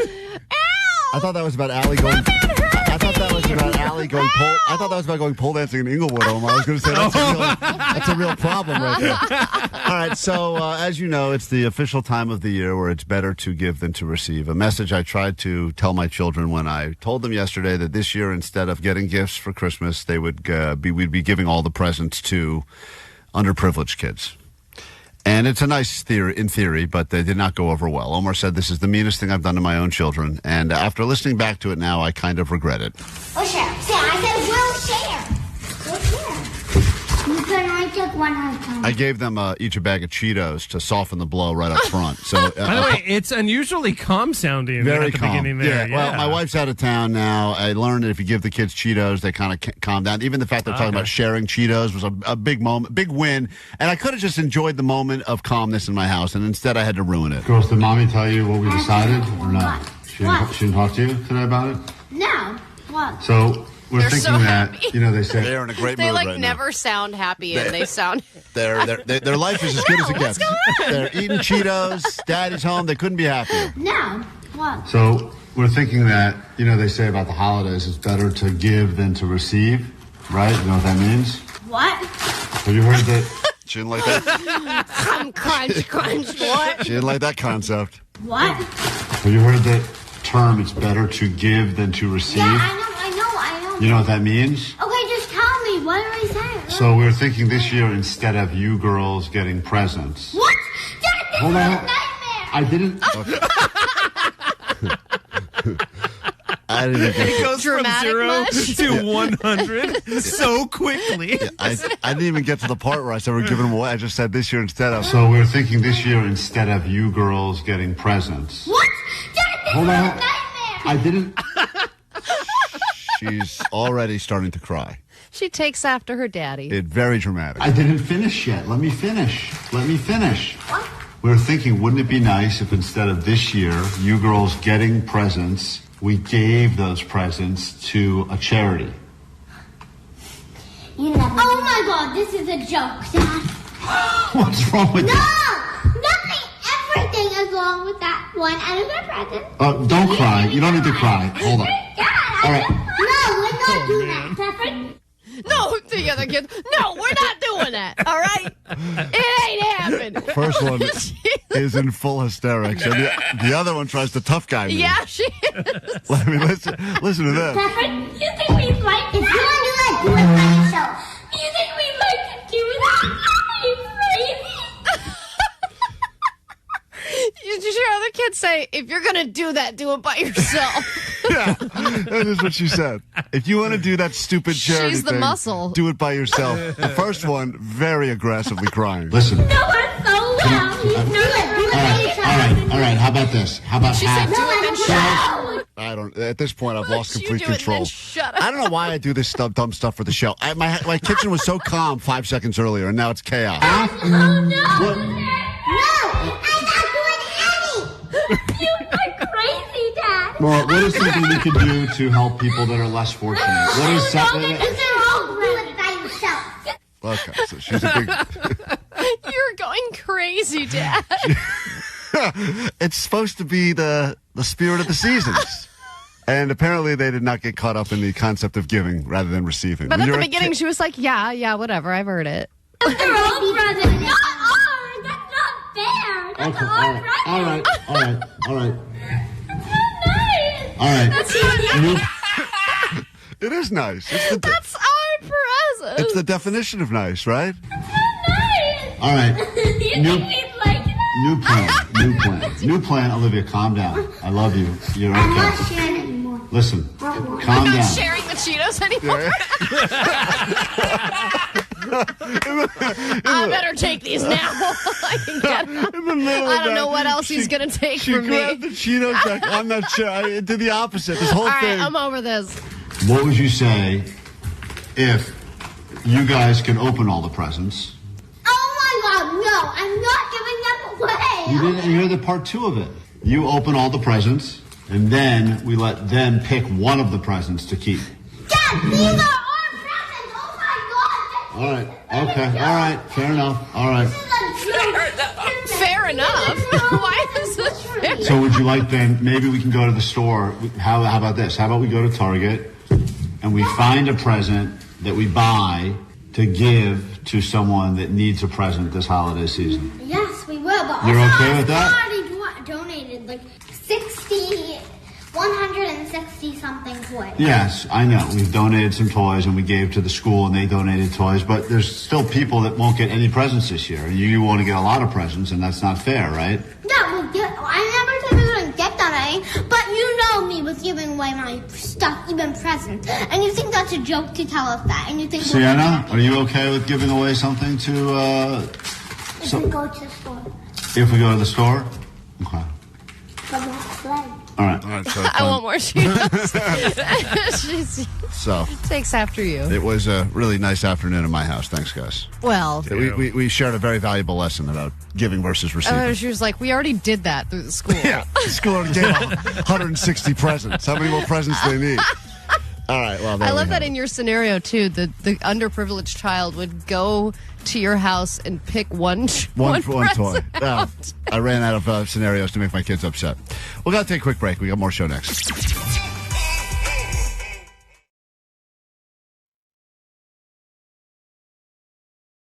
How would you like to live forever? Maybe you don't want to, but at least you'd love the secret so you could live forever if you choose. That's what it's all about these days. And every week on the show, we check in with another old person that lived to 105, 107, 115 because they got a secret. We've never heard the same secret twice, which makes us think the old people are trying to sabotage, want to kill us off in our prime so they can get all the glory. Here's a tease, Allie, because we're going to get to a brand new old people secrets in a moment, but this is the woman that will be delivering the secret. And if I give out my birthday to people. Oh, my Lord. So get ready because it's not always easy. We need translation. If you're listening, listen closely. Turn the volume up. And let's go ahead and figure out how we can live together forever with this brand new Old People Secrets. From chicken brain to drinking rain, not getting laid. They call me the barmaid. They call me the barmaid. That's right. Let's live forever with Sweet Dibbit. Time for some old people Secret. Johnny Cash, thanks for the song. Let's get to it. Let's meet the woman, then we'll go ahead and guess the secret. You're more than welcome to play along. Most of us look forward to retirement, spending our golden years traveling or just hanging with the grandkids. But one Memphis great-grandmother is getting ready to celebrate her 100th birthday and still taking appointments. Oh, no. That's Is that her her hips. body? That's her hips, yeah. It's moving around. Oil her up, man. That's her crossing her legs. We got to oil her down. She, listen to this. She's 100. She's frozen in a garden. I work because this is what I've enjoyed doing all my life. Now, this is one of those sad stories. It's supposed Heart to be surgery. That's right. I'm still doing it. It's supposed to be inspirational, but it really seems sad. She's 100, she's about to turn 100, and she's still working every day. From a little girl, I always loved messing with my sister's hair. They had beautiful hair. Oh, my God. And I always enjoyed doing this. She's a hairstylist, and she's 100. Oh, And would you let anyone who was at that age No.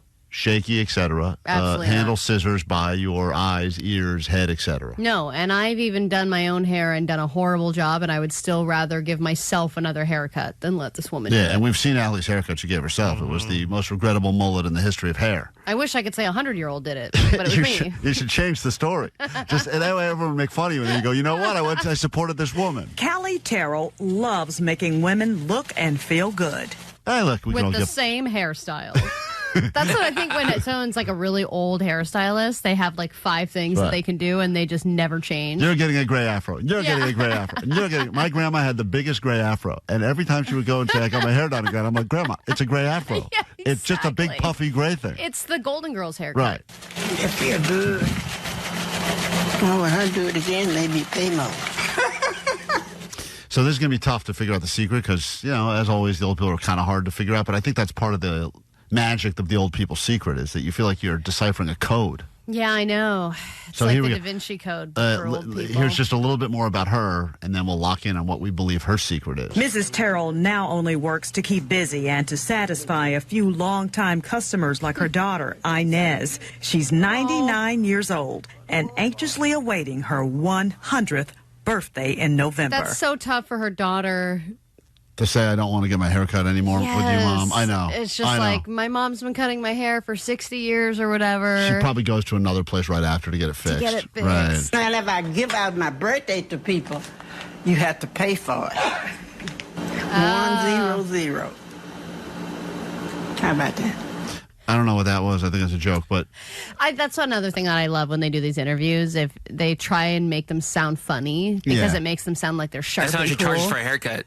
oh, is that what she was trying to I say? thought she was whoring herself out. Well, Like, I didn't. you know, I didn't hey, understand. Yeah, what was she You saying? got to pay for it. Pay for 100. 100. So everything's 100 now. How about that? Her zeal for life is amazing. By the way, and so- imagine 45 minutes of that while you're getting your haircut. Jesus. I have to give them back. her zeal for charge life people is now. Can you cut my ears off while you're at it? amazing, and so is her work ethic. She rents space in a salon now, but once had her own thriving business. Now, this is the saddest part of the story. I want to warn you. There is no salon. She hasn't left her room in 6 years. This whole thing is a figment of her imagination. Wow, it's an M. Night Shyamalan movie. huh? Everyone's playing Right along. in your Hi, head. come on in. That'll be $39.50. It's really a sad, Here you go. sad story. Yeah, and then they hand her a couple buttons, and she goes, "Thank you for my A pen." tip. Oh. She's outlived almost all of her customers. Oh, God. This is sad. Because she now. got shaky with the scissors. Yeah, they all died of stabbing wounds in their necks. People my age that I used to buddy with, I don't have a single one. I was in a bridge club. I'm the only one in the club that's living. So you got to start Wait, looking so at her. how do you play bridge? You're just one person. It's just It's a just bridge her. to the afterlife. That's yeah, the Rainbow Bridge. That's right. All right, so here we go. It's time for the secret now. We've learned a little bit about her, Allie. Here's what they say. All right. Work is part of her secret to longevity. Just Oh. part of it, though. What is the rest of the secret? Okay, you want to live forever? You got to think like the elderly. They know the secret. What is it? I think she wants good conversation. I bet she chats it up with all of her clients, or used to, and that's what makes her feel young and cool and happy. All right, good conversation. Omar, what's her secret?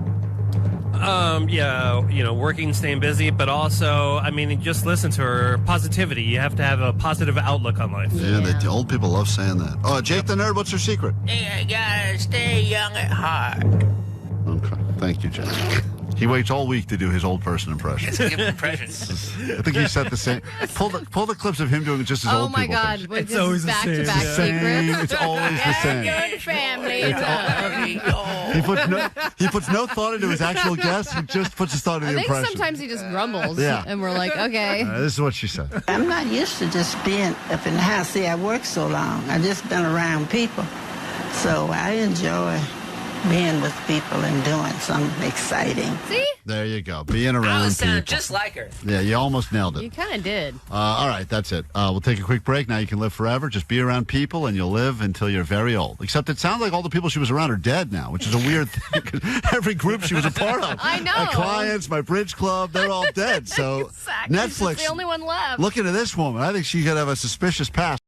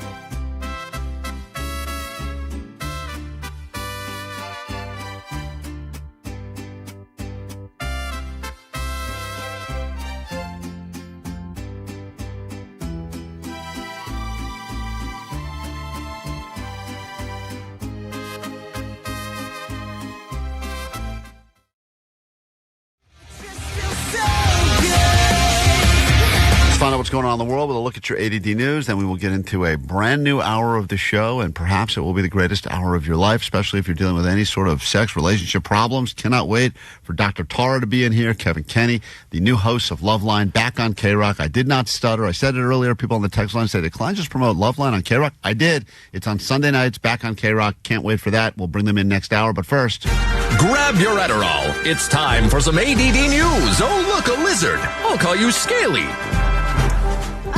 Okay, so obviously 2024 is winding down, and now it's time to look forward to a brand new year, 2025. So let's gear up for some of the changes that are going to happen next year. For one, Popeye and Tintin are becoming public domain. It's going to be a wild year. And you're Popeye the Sailor Man? Yes. Well, that means that anyone can do whatever they want with that image, and you can't get sued? Mm-hmm. And who? Tintin. Tintin? Yeah, that little dog. He was banging olive oil, I thought. Popeye? Tintin was? No, Popeye was banging olive oil. Oh, that olive oil's a freak, huh? Is Tintin not involved? Is that not part of the Popeye universe? No, Oh, Tintin okay. is a dog. No Popeye is the Sailor Man. Yeah, I know that whole thing. That whole thing was a giant. Because I eats me spinach. I have never seen this Tintin. I'm looking it up right now. It doesn't ring one bell. Really?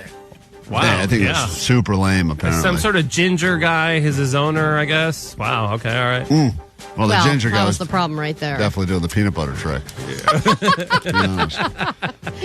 Opening Tintin. Yeah, Oh, it's a comic? That's what I call him now. It's a cartoon? Open up a Tintin of peanut butter. That's how he got his name. The dog's like whimpering Right. every time. So yeah, those are some of the things that are going to become public domain, and you'll, I'm sure, see all kinds of things online about interpretations of that. Then some of the laws that are going to change. You're about to get more parking tickets next year, so they're going to crack down on something called daylighting. And apparently, Tintin wasn't the dog, by the way. it wasn't. Oh, Snowy is the name of the dog. No, Tintin is the name of the ginger. Oh, that's stupid.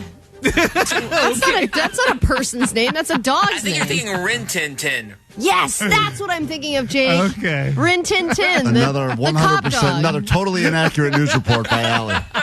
It's great. What I said is correct. Popeye and Tintin are becoming public domain. I thought I knew what Tintin was. Apparently I don't. You do not. No.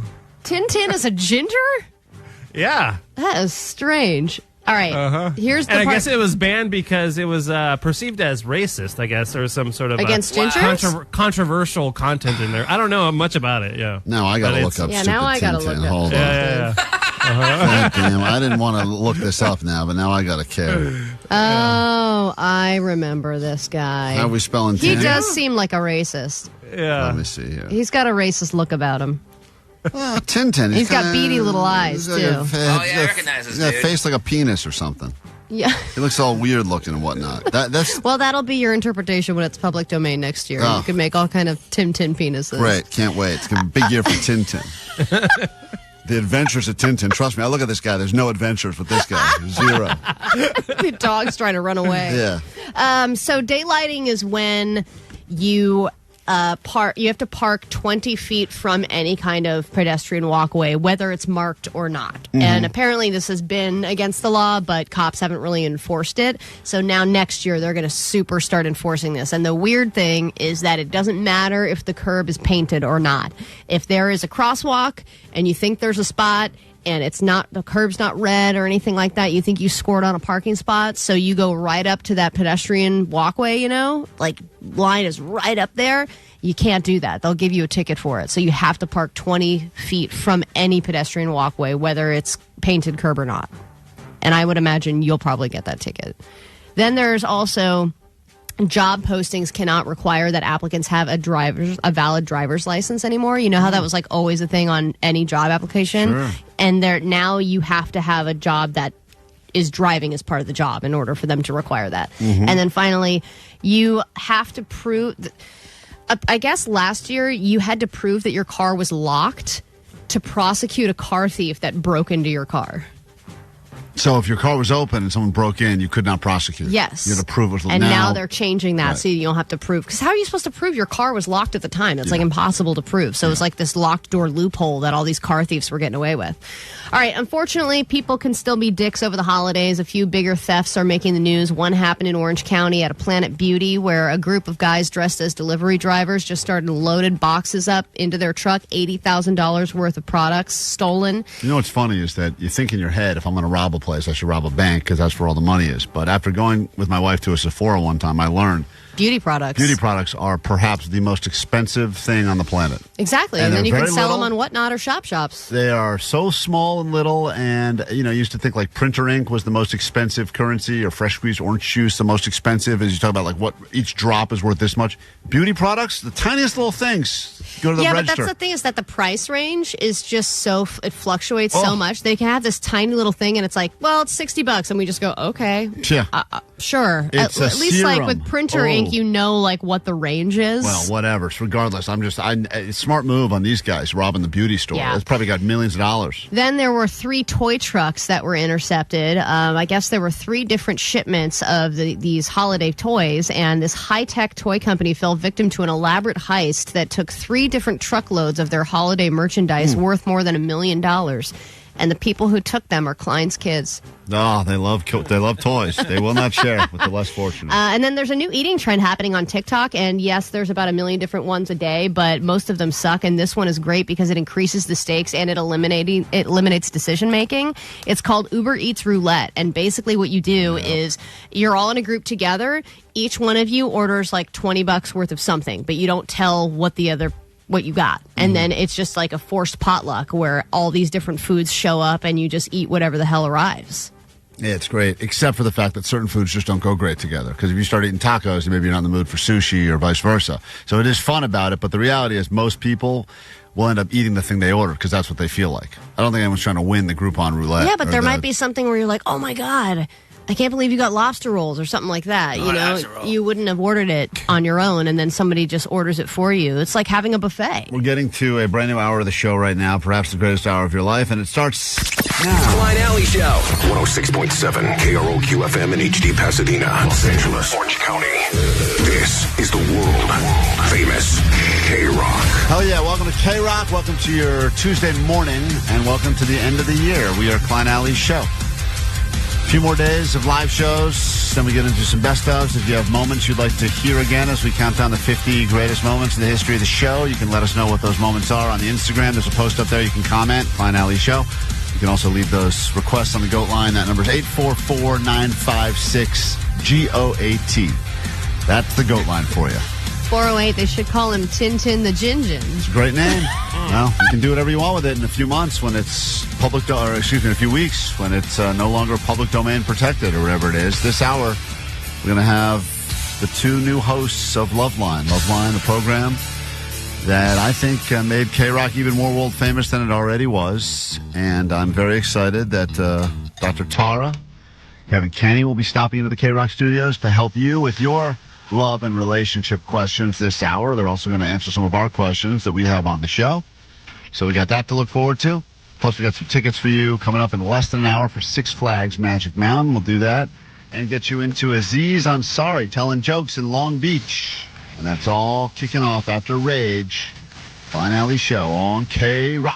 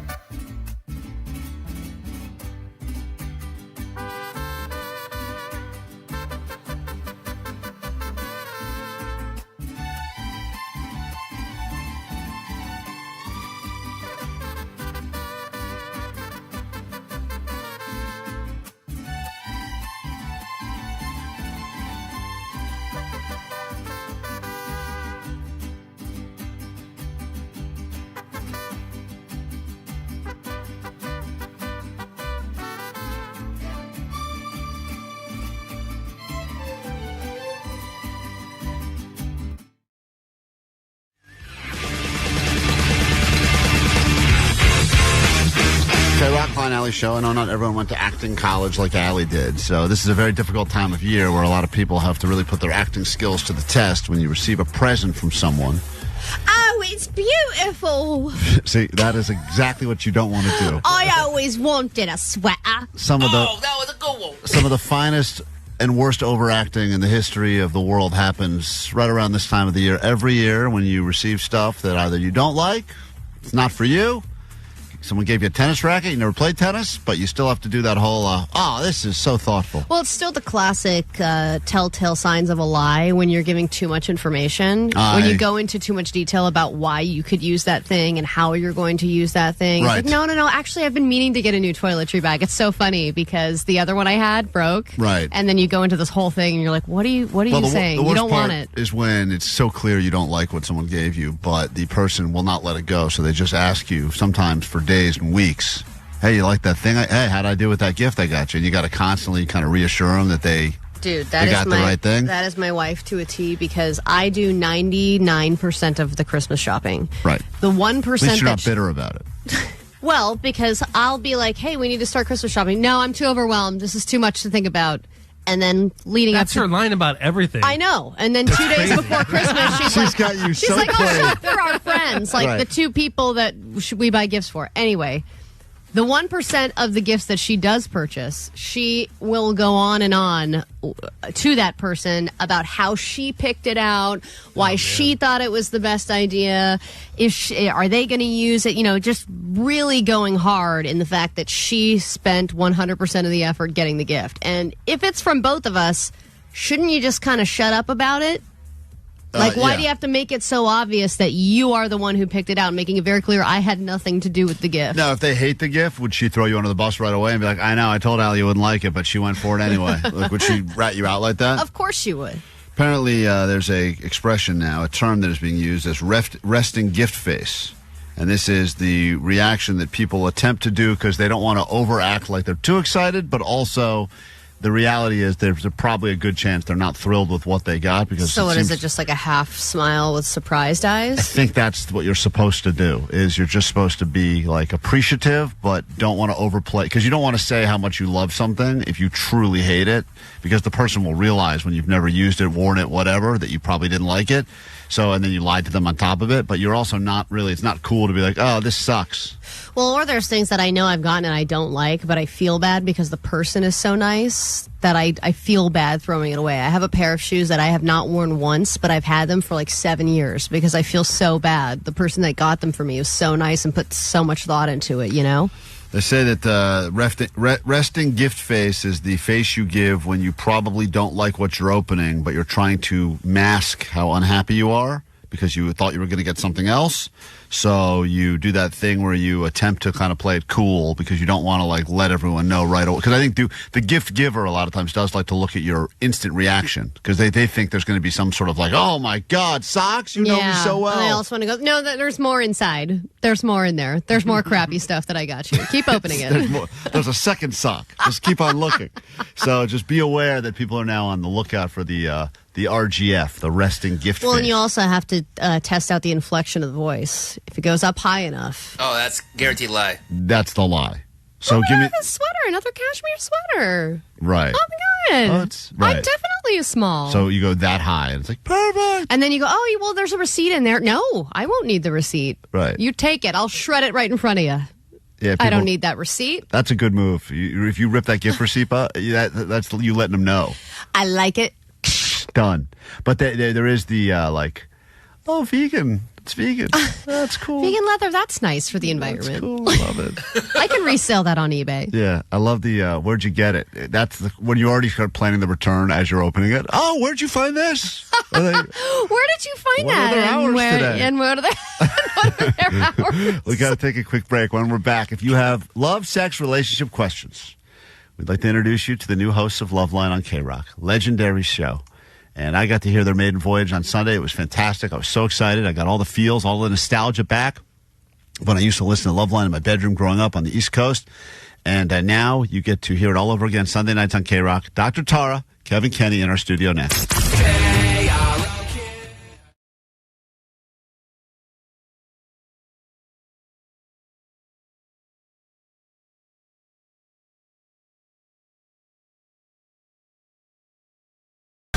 Good morning. Feels like it should be a Friday, but it's a Tuesday. Here we are at KROQ, Klein Alley Show. It's when the days start blending together. They sure do. Hey, speaking of which, world premiere music coming up later this morning. The concept that we presented to Wolves of Glendale last week, a song about the week that is upcoming, that random weird week that happens between Christmas and New Year's where no one knows what day it is, no one knows what time it is. Dead Week. Dead Week will have its world premiere on KROQ later this morning. It is, think of all the holiday songs, including the one you just heard a moment ago from Smashing Pumpkins. There have been hundreds, if not thousands, of holiday songs. Yet for some reason, nobody has ever written or released a song about that one random week between Christmas and New Year's. But we all know the feeling of that week. It's palpable. And I'm amazed that we can collab with a group like Wolves of Glendale and that they can actually get stuff done. Yep. Because I feel like if we were going to do that, it would have taken a lot longer. And we sent them some lyrics, we sent them an idea, and they really got into the studio and spit a good one out. Remember when Klein had the idea to do that Blink-182 song? Oh, my God, And a year that's later, right. we got it done? Yeah, that was a good collab, dude, are you kidding me? It was. First of all, it took a long-ass time. We got it done under budget. We did get it done under budget. Yeah, that is true. And that song, which I think we played once and then we gave up on, I think didn't necessarily experience the glory it should have. There was 20 years. I think That's how we do it, right? Yeah, I think we played it twice. Where is that song? Hold on, let me find it now. It was, you had the thought when Blink got back together, when Tom DeLonge rejoined the band. It had been 20 years since, what's my age again? I'm 23. So you were like, let's do a 43 one. It would be so fun. Yeah, we're like, great idea. Let's get this done. Yeah, it was written quickly. I don't know what happened in the production process. Well, you never gave me the lyrics. That's what happened. Oh, okay. Well, that's our fault. But then, in true Klein form, you would just keep mentioning it. That sounds like exactly. Like we should do that, and we're like, yeah. Hold on, this may be it. That's the ball's in your court, buddy. This may let's be just give the lyrics to Trevor, and he could work his magic. This may be it. I'm not sure. Hold on, let's find out if this is the song.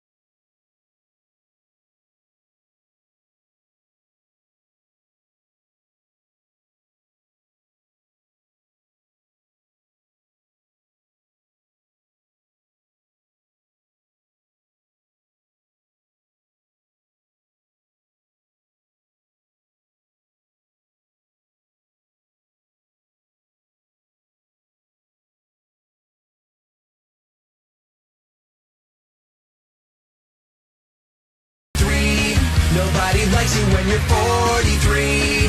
Joe Rogan is my deity. My facial hair is a goatee. My friends say I should act my age. What's my age again? It's the time I met her divorce attorney. No one should take half of all my money. Now I rent in Studio City in apartment 4C. My friends say I should act my age. What's my age again? What's my age again? I don't think that song got the glory it should have gotten on this show. Well, We've heard Allie fall off her bicycle 5 million times. We heard that song twice. Yeah, and you know how much effort that took? 0. It just took a little gravity. And it was gold, baby. Well, there you have it. The Blink song that no one asked for 20 years after the fact. And hey, there you go. You know what? When Klein's... That song's a certified banger, according to the text inspiration line. strikes, we cannot get in the way of it. I mean, you obviously have what it takes because you brought us the Weekend song. Hey, so the Weekend we song, can't question you. An absolute banger as well. Later this morning, Omar will play for us what he believes to be the top 10 drops that this show created this year. So we will be doing some recapping and looking ahead. And I did the cruelest thing ever to my own kids. I have the audio to prove it. It's all coming up this morning right here on KROQ. Let's go. Klein, Alley, Show! Mornings on KROQ. 106.7 KROQ. Meet us. Remember these numbers. You'll need them throughout the show today to interact with us. 800-520-1067. Call, text. You can check us out as we are streaming live. Currently still on YouTube. KROQ's YouTube. You can watch the show, see what's happening in the studio, all the chaos behind the scenes. You can see us warm up. We're technically still warming up right now. We will be warming up straight up through about 10 a.m. And then usually we hit our stride right before the microphones go off for the day. Yeah, and then at about 10:15 is the cool down. A little bit later on the show today, the new hosts of Loveline. Loveline is back on KROQ. It's the show that made me originally fall in love with this radio station. And we got Dr. Tara joining us. Kevin Kenny will be in here, and we'll be answering any of your love and relationship questions. We won't be because we're not experts, but we'll be here to, of course, judge you, and they'll be here to actually answer the questions. So we got that to get to a little bit later this morning. It was such a throwback listening to that. Really was. And I didn't realize it was the same original number. Oh, yeah. I don't the even know. original number from Loveline. I can't believe they still had it. This place, as you know, they stopped So paying. would have sold that to the highest bidder by Right. now. Everything around here feels like, how many times is our text line shut down because they forgot to pay the bill? Totally, but you know Every what? month. I bet they did sell it to the highest bidder, and then they had to buy it back. I doubt it. And This paid company way too never would much. have bought it back. But yeah, the whole 1-800-LOVE-191, still Yeah. the number. When I heard that, I was like, no effing way. It was Unbelievable. nice. It was comforting in a weird way because I used to watch the TV show. It was just so comforting to hear people bitch about their sexual problems again. So we'll get into that a little bit later on the show today. Of course, we will world premiere that brand new song, a collab between us here at KROQ and the Wolves of Glendale, all about that upcoming week that happens at the end of the year. It's called Dead Week. The prank I pulled on my kids, explaining to them that this would be the year we donated all their presents to charity instead of giving them the presents. That did not go well. We'll listen to that. Boy, they hate me now. And even Omar. Omar rarely... I'll send Omar audio throughout the day. He usually just quietly takes it, puts it in the system. Even he felt the need to text me back that this was really messed up. Really? It was. Oh my God! Like when you hear the audio, Allie, you're going to be like, these poor children are scarred for life. Yeah. Yeah, but you know what? Then they Omar get made the me feel glory really of bad. knowing that it's not true, and then it makes the gifts even sweeter. Omar made me feel What? No, very but bad. those moments, that moment, and it goes on. It's not like, hey, kid, we're giving your kids gifts to charity. Psych. It goes on for a long ass time. It you does know? go on for a while. Yeah, it's Yeah. like you hear these poor children's souls get crushed and demolished and destroyed. Wow, you'll hear and that. the spirit of Christmas, you could actually feel it leaving their bodies. Yeah, it's great. It's great. It's not great, If dude. it wasn't I my can't kids, wait. it'd be great. But we'll get to that later this morning as well. And, of course, Unload Go Together. So lots going on. If you'd like $100 of Allie's money, easy money, now would be a good time to call. If you've never called before for Allie Knows the News, perhaps you've heard it. You've said, what's the point? I'm never going to get through. It's a great week. A lot of people already out for the holidays. A lot of people decided, I'm not waking up early anymore. Forget it. I'll see you in 2025. So if you'd like $100 of easy money, call now. 800-520-1067. 5 questions about stuff going on in the world. Let's see how you do as you go toe-to-toe with Allie over there. We'll pay the people, and we'll do it next on KROQ.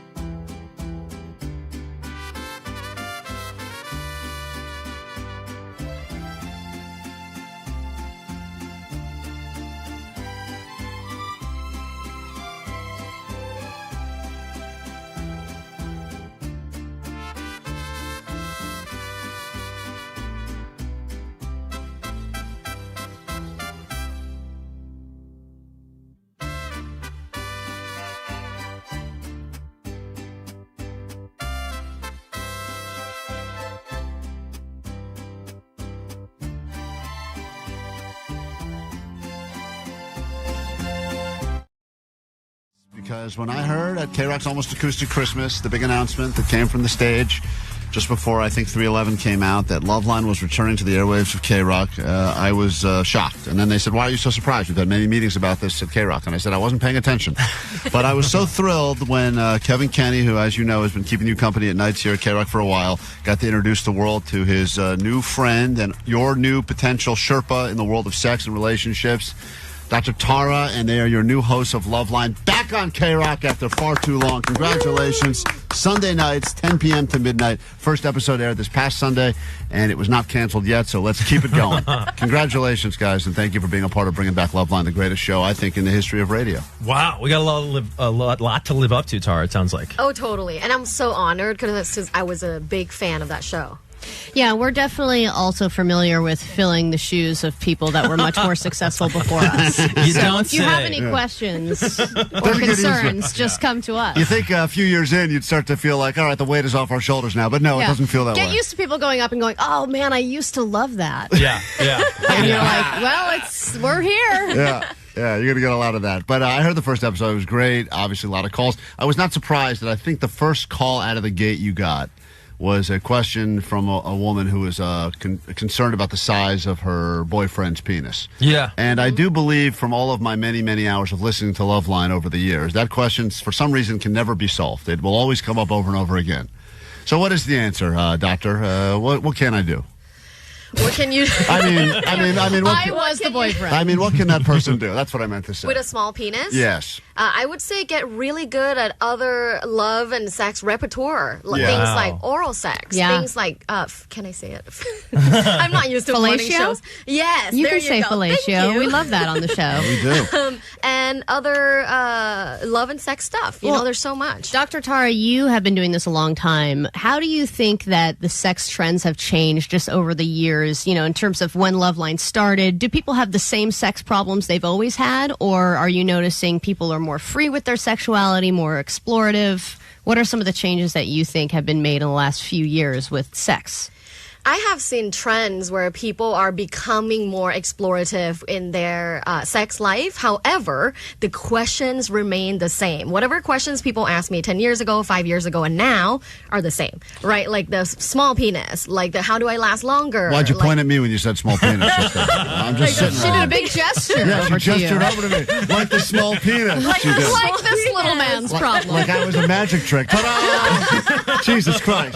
Show us. Yeah, okay. All right. Well, by the way, people watching this on YouTube right now as we speak as well, and Allie, not to turn this into a cat fight, but they're saying, move over, Allie. Dr. Tara's a 10. Wow. So look at that. Oh, You've got the brains and the beauty. People on the phone now that have love relationship questions, we'll get to those in a moment, 800-520-1067, and we'll give away some tickets to our favorite question that is asked. If you want to interact with actual Loveline when they're on the air, the number's back, right? Is 833-LOVE-191?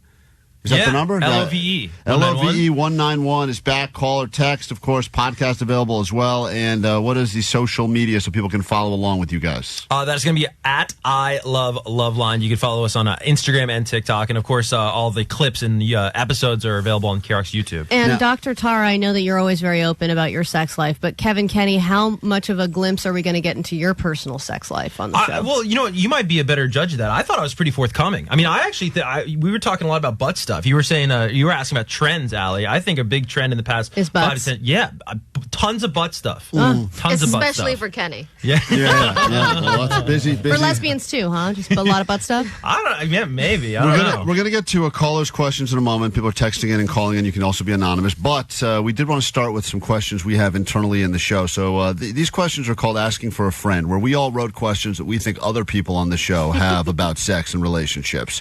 So I don't know, Allie, are we going to read these, or do you want to give her the list and she can read them out loud and then potentially help us answer? I think in traditional Loveline form, we should submit the questions to them. Okay, so this first question, this could have come from anyone on the show. Just letting you know. It says, I'm a lesbian, but I'm not one of the hot ones that people like. All right, I didn't write this question. Anyway, what's the best way for me to hide the fact that I have herpes downstairs? Wink, winks. Okay. You didn't need to write wink, wink. I can just do it. The best way is not to hide. Be open, because everyone has herpes, right, Dr. Tara? No. I've actually heard that a lot of people have herpes. Like, Thanks, isn't there? Kevin, No, I think like 81% of people are walking around with herpes. They just don't realize it. I don't think 81%. Yeah.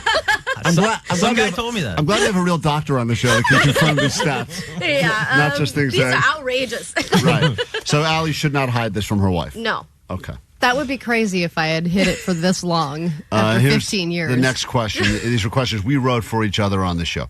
As a very short Latina radio producer, why am I attracted to tattooed chefs that cheat like the fat kid on a diet? It's probably because you have insecurities regarding your own sexual self-esteem that you should really explore. Wow. Vanessa was just so nice to you out there. That's what you're talk about her at KROQ? Vanessa, She's crying in the background now. Vanessa, did you write that question? No. Okay, someone sent it on your behalf. Allie, read her the next one now. These are questions we're asking for each other. And if we're brave enough to ask these questions over the radio, why can't you be? Think of everything I learned about sex relationships I learned from listening to Loveline on KROQ, so you should be the same. All right, so this is a guy named Kevin who lives in Encino, and when I have sex, it's short just like me.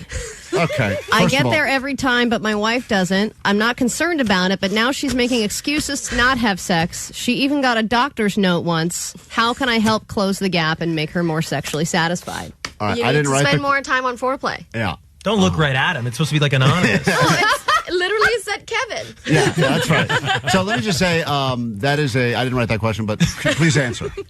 You need to spend more time on foreplay. Right. What if she says she's very busy and doesn't have time for foreplay and just likes quickies? That's not true. That's not true.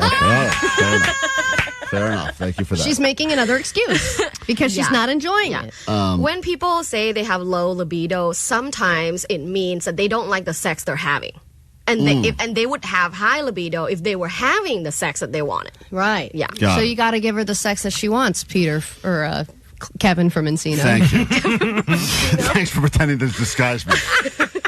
If you have a lot of, quote, Riz and are dating multiple people, do you still have to tell them how many people that you are having sex with? What is the best way to share this info without coming across like you're bragging, but also is it important to share and be honest? You should talk about your dating. Incorrect.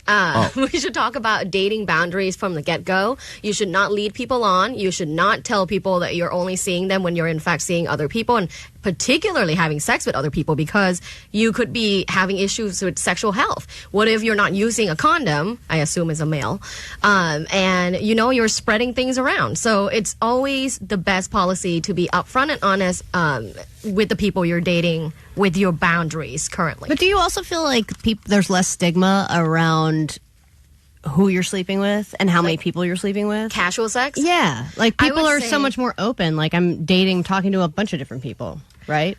I would say it's less stigma for men. But still stigma for women? Yeah.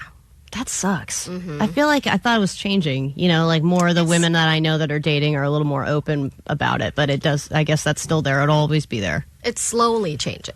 Dr. Tara is in our studio now. Kevin Kenny is here. They're the new hosts of Loveline, back on KROQ Sunday nights. And when we return from this song, Jesse, I just want you to tease your question with 2 words. 2 words, tease the question you have. We'll come back and take some listener Small questions.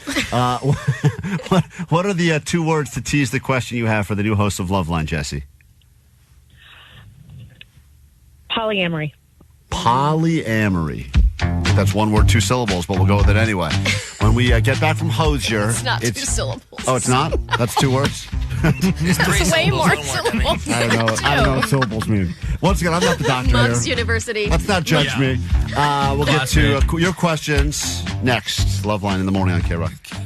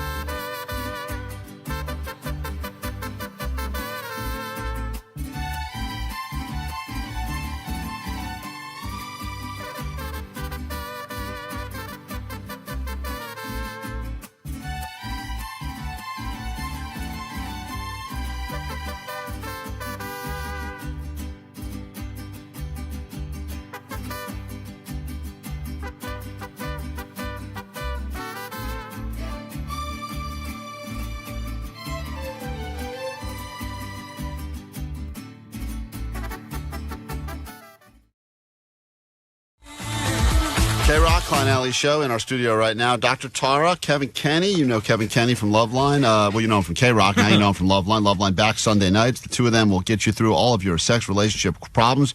As you know, KROQ has solved so many sex relationship problems over the years for people and created quite a few more, I'm sure. Every Sunday is here on KROQ, and follow along. And if you want these numbers, you'll need them to interact with that show, and that's 833-LOVE-191. But right now, on our show, Allie, people are calling so we can get a full experience as to what Loveline will be like when it's happening on KROQ. So we can get a first-hand look of how bad we would be if How we were bad? doing this? That's absolutely true. And we'll start with Jesse, and then if you got questions, 800-520-1067. And we're going to let you speak directly to Dr. Tara and Kevin Kenny. Go ahead, Jesse.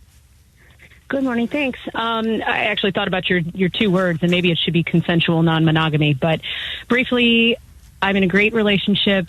I love my husband. We have good sex, and not super creative, but good sex. However, I'm also attracted to other people, and I've been trying to figure out how to initiate the conversation about polyamory or consensual non-monogamy with him. I feel like you have something to say I got a lot to say about this, but you're the doctor. Do you want to take it first?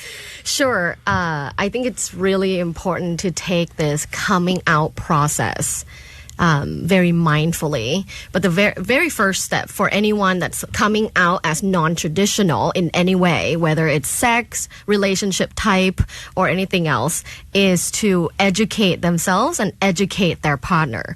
The reason why people are so anxious about these things is because they don't know what it means and they don't know what it entails.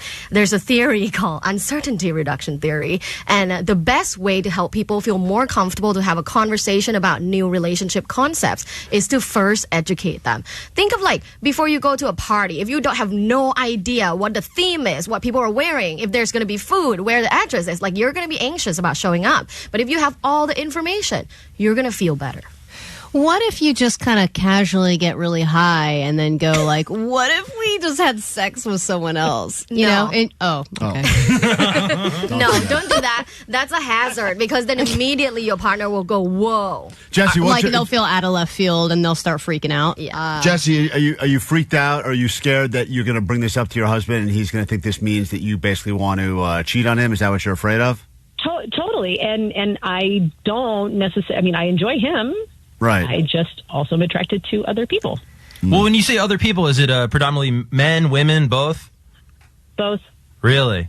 Now, I think, but I see, I'm getting a different vibe from Jesse here. I think when anybody says they have good sex, they don't have good sex. Well, there was a long pause after. Yeah. She said predictable good or sex, something. yes. Creative sex, no. Right. Yeah, but you're still yearning for something more, are you not, Jesse? Yes. So in a way, your husband can't satisfy you. I know. Jesse, it's tough to admit, but I think that's the first step. That's the voice of satisfaction right there. That's a bait question. I don't think that's true. You can be satisfied with one type of sex. Maybe what they're having is like missionary sex and she's happy with that. She's having orgasms, but she wants to creatively explore. There's so many things to explore and maybe her partner is not into it. What if she wants to explore BDSM? Right, and he's just not into that. Right. I think it's like if you say your partner's a good cook. You know, they're probably not a good cook. You'd say they're a great cook. I love their food, right? You'd speak with passion. I don't think Jesse's speaking with passion. Yeah, but what if they just make one thing really well? Yeah. Well, what does your husband do the best well? Like, what does he do the best in the bedroom? Careful. We're it's 8:40 in the morning. I mean, the oral sex is good. Mm-hmm. Okay. She said like opening a bad Christmas gift. Good. I think I'm changing my position now from her tone of voice. Jesse, listen, you'll get better advice during Loveline Sunday nights, but I will say this: I would start by saying you're interested with women. Yeah, that's an easier it's an easier pill to swallow for a guy. I've always thought about maybe hooking up with a woman. Would you be cool with that? And he's going to be absolutely, that'd be cool. And then once you get 3 girls under your belt, then you could be like, and what about this penis? Revisit. All right, quickly. Hey, where'd this guy come from? Pull the clip about you would like to be anonymous, but you have a question for the new host of Loveline on KROQ, Kevin Kenny, and Dr. Tara. What's up? Hey, guys, Sweet Knockers. Sweet Knockers. Hey, my question is, how do you navigate a situationship without the attachment part? I know it's a gray area, because they start sharing family things, and this and that. Thanks, Klein. Thank you. You're welcome. So, like, basically, like, how do you navigate without, like, crossing that, gray area? I think if you're already asking this question, you've probably crossed that gray area. I mean, if you care this much about a situationship, it's probably not a situationship, wouldn't you say, Doctor?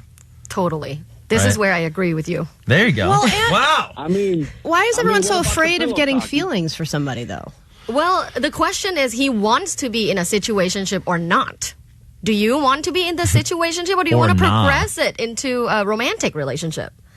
No, I want to keep a situation, but then how do you what conversations do you have so you're not oversharing about family life, this, that, because then you start to get in deeper and then you're like, oh man. Yeah, just shut down, hold it all in, and play Xbox. Yes. She'll take the hint eventually, right? I honestly You know think what you're that's the route, Klein. I think you would just put up a really good defense. You got to play defense when she starts talking, if it is a she, when she starts talking about her family stuff or whatever, just kind of give her nothing in return if you want to sort of like deter, I guess, that behavior in the situationship, wouldn't you say? No, that's so rude. Well, it's rude, but like, this guy doesn't want to emotionally connect with this person. Yeah, but then you should have a conversation about that. Have a conversation about, hey, this is what I want in this relationship. Do you agree? And if you agree, here are the rules. But all that talking is going to mess up a good thing for this guy. This guy's got a great situationship, it sounds like. Talking, the worst. So, right? there you If go. having a conversation ruins a relationship, you shouldn't be in this situation Totally in the first agree. place. All of this back and forth and drama will unfold live on KROQ Sunday nights, 10 to midnight. Just had the first episode. If you missed it, I think they're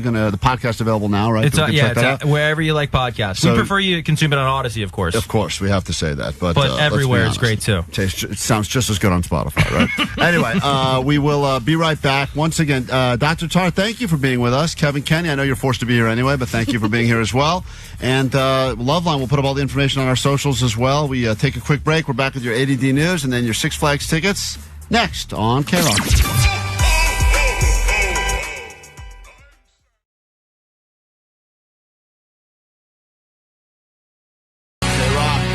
Show. It's officially almost the end of the year, which means every day a new list gets released as we look back upon the year that we are almost through or look ahead at the year we're about to enter. It's time for day number 7 of the 12 days of Listmas. Sure. Let's just go with that. And today we are going to tackle perhaps the most important list we've covered so far. And we've already covered biggest porn search terms of the year. And What else is there? what else could there possibly be? But this one is pretty big. This is a list that is based on current trends and common complaints, the top 10 annoyances of the year. Of the past year. These are the 10 most annoying things to people. How can they just whittle it down to 10? I mean, you think about all the things we experienced in 2024. So many things were annoying, and you could argue things like inflation was annoying, but Yeah, I mean, there are things that are always going to be annoying, just evergreen annoying, but we're talking about based on the current trends. So, things that are probably going to have something to do with technology or new ways to order food, all that kind of stuff. I'm going to say one of the biggest annoyances of this year is all of the tipping that is asked for everywhere you go. That's a good one. The tipping screen everywhere, the tip for this, tip for that. Go anywhere now. Dude, Like, that counts. I went out to eat, and there was the regular tip thing, you could do like the 15, 18, or 20. And then just like below that, there was a tip for charity thing. And I was just like, what? They didn't specify any charity It or just says anything. charity? It just says tip for charity. I'm like, what is this? Yep. It's It's everywhere. crazy. It's, And it's like a smiley face, but it's a child. it is. Yeah, I'm like, dude, it's like, what are you trying to be like? Oh my God. It's unbelievable. Over the top. So I think I think we finally hit our tipping point, pun intended, this year. And boo! And I believe that, thank you, Jake. I believe that that's got to be on the list, Allie. Well, I'll give it to you because number 7 on the list is just price gouging in general. And I think we are price gouged on every level, Yep. including tipping. So just the sudden and significant price increase in everything, and also inflation and tipping is all included in that. Think of what annoyed you the most from this past year, and did it make the list of the 10 biggest annoyances that we dealt with in 2024? I have a guess. There's a recent uptick in everybody believing that they could become some sort of influencer. And you see these randos on the street filming themselves and talking to nobody, and them thinking that they're important and they need to be there, and they and like kinda filming their food and stuff. Exactly. Yeah. It's just super annoying. I think that's going to be on the list. I hate it so much. Stop it. You know what? That's not on the list, but similarly, kind of what you're saying is number 8, social media negativity. So just negative social media content in general. Constant exposure to toxic comments, arguments, negativity, people bitching about each other, which is kind of what Omar's doing. I saw this one idiot ramble on about a thing called a fellatio salad. And I said to myself, boy, this is dumb. The world has gotten dumb. Yeah, but that's what people get behind on the internet. You're right. People who are dumb and annoying. What about political ads? Well, I think political this past year, because there was an election, it's got to be political anything. The political conversation, There wasn't political specifically, but excessive online ads and intrusive pop-ups is number 3 on the list because they have gotten very aggressive. Or sometimes they'll start halfway through you reading something. Like you think you're in the clear, you've gone to a website, you've started reading what you want to read or watch, and then boom, they bang you out. 2 or 3 minutes in, the ads come. Right. These are the most annoying things from 2024. I would argue many of these things would be annoying every year, but for whatever reason, these were the things that annoyed people the most this past year. Well, some of these things are just on the uptick or people are getting fed up with them now. How about when your co-host decides that she's going to get COVID randomly 3 years after anyone else has ever had COVID? Brings it into the workplace. Is that on there? No, that's not on the list. It's vintage COVID. Vintage. I'd have to imagine, because it feels like this year more than ever before, all flights have been delayed, canceled. There's so many issues at airports, staffing, pilot shortages. Flying this year has been the most turbulences on the uptick. It feels like this year, everything involving air travel has been super annoying, more than ever before. Not on the list, but I will say that in the world of canceling, cancel culture is now at the top of the list at number 6. The pressure to condemn somebody based on one single mistake. Oh, we're moving past that now? Yeah, people are annoyed by it now. Thank God. What about the everybody's taking their pet and calling them a service animal trend? That is like, hey, here's that's my such a good parrot. one, but that's not on the list. What? Wait, Yeah. I did. Oh, I will also say, Klein, that in relation to flights, manspreading was number 10 on the list. People taking up excessive space on flights or on public transportation. Yeah, but I feel like all women have a problem with man-spreading. Yes, but it general. never changes. No, it doesn't stop. Because guys need room for their giant got this Ds. giant junk and these giant balls. I couldn't Allie. possibly close my legs. Couldn't understand what that's like. And Allie's got the biggest labias in town. Oh, you yeah. would think she would I need a woman spread. Oh, God. Shrinkflation on the list. Like everything is coming in smaller portions. You know, the Oreo cookies and the burgers, everything's getting smaller. No, that's not on the list. You know, one of the biggest ones, number 2 on the list, is in general subscription fatigue. So having to manage all of your subscriptions, it's a great one. Often hidden with fees and difficult cancellation processes. So that's number 2 on the list. I made it my mission. This is one of my goals. It should not be that hard to achieve, but it will be. Happen. I'm going to go through at some point this week, and I'm going to figure out exactly how much crap I'm paying for that I don't even know about. And there's a lot of it because I just got a charge the other day for Been Verified, which I think I used like 4 years ago to do a background check on a babysitter. And I think I've been paying for it every month for 4 years. Why would you sign up for a subscription and not just a one-time only Once deal? again, Omar, I didn't read the fine print, and I was just trying to move along, and I was probably signing up for it while I was in traffic, and I didn't pay attention. And now I got to think how many thousands of dollars I've spent on background check stuff that I have not used. Yeah, but you know for what 4 else years. is so annoying is I have to do a check. Why don't you download the app? Why don't you sign up for the thing? Yep. Give me your email address. I mean, being asked for all of our information just to do one simple thing is so annoying these days. All right, give us the list now. This is the 20. These are the 10 things that we were most annoyed by in the year 2024. Yeah. So number 10 was manspreading. Number 9 was bot interactions in general, because now every time we're talking to somebody, we're talking to a bot, and sometimes you don't realize it, and then once you do realize it, you're like, God damn it, you can't help me, dumb bot. Now, the bots are getting more human-like, and sometimes I am having what I believe is the conversation of a lifetime, only to realize it's Julie. That happened to me last night. I was on the phone with the airline with a bot, and then it just, I was like, hey, I just need an agent, and it hung up on me instead. And number 8 was social media negativity, as I said. Number 7 was price gouging in every way. Number 6, cancel culture overreach. So we're over cancel culture. Number 5 is slow internet speeds. So just people can't tolerate it anymore. Number 4 is something that we're doing on the show today, clickbait. Clickbait. Misleading or exaggerated news titles that when you click on them are actually just a complete waste of time. You have the one key you need if you want to make your lady have an orgasm every time. That's coming up a little bit later this morning on Clickbait. Yep. Number 3, excessive online ads. Number 2, subscription fatigue. And number 1 is the relentless stream of alerts on your phones, email, apps, constant notifications. The updates on all things. All right, that's strong. We give you a audio notification right now. We're streaming live on YouTube as we speak. It's KROQ.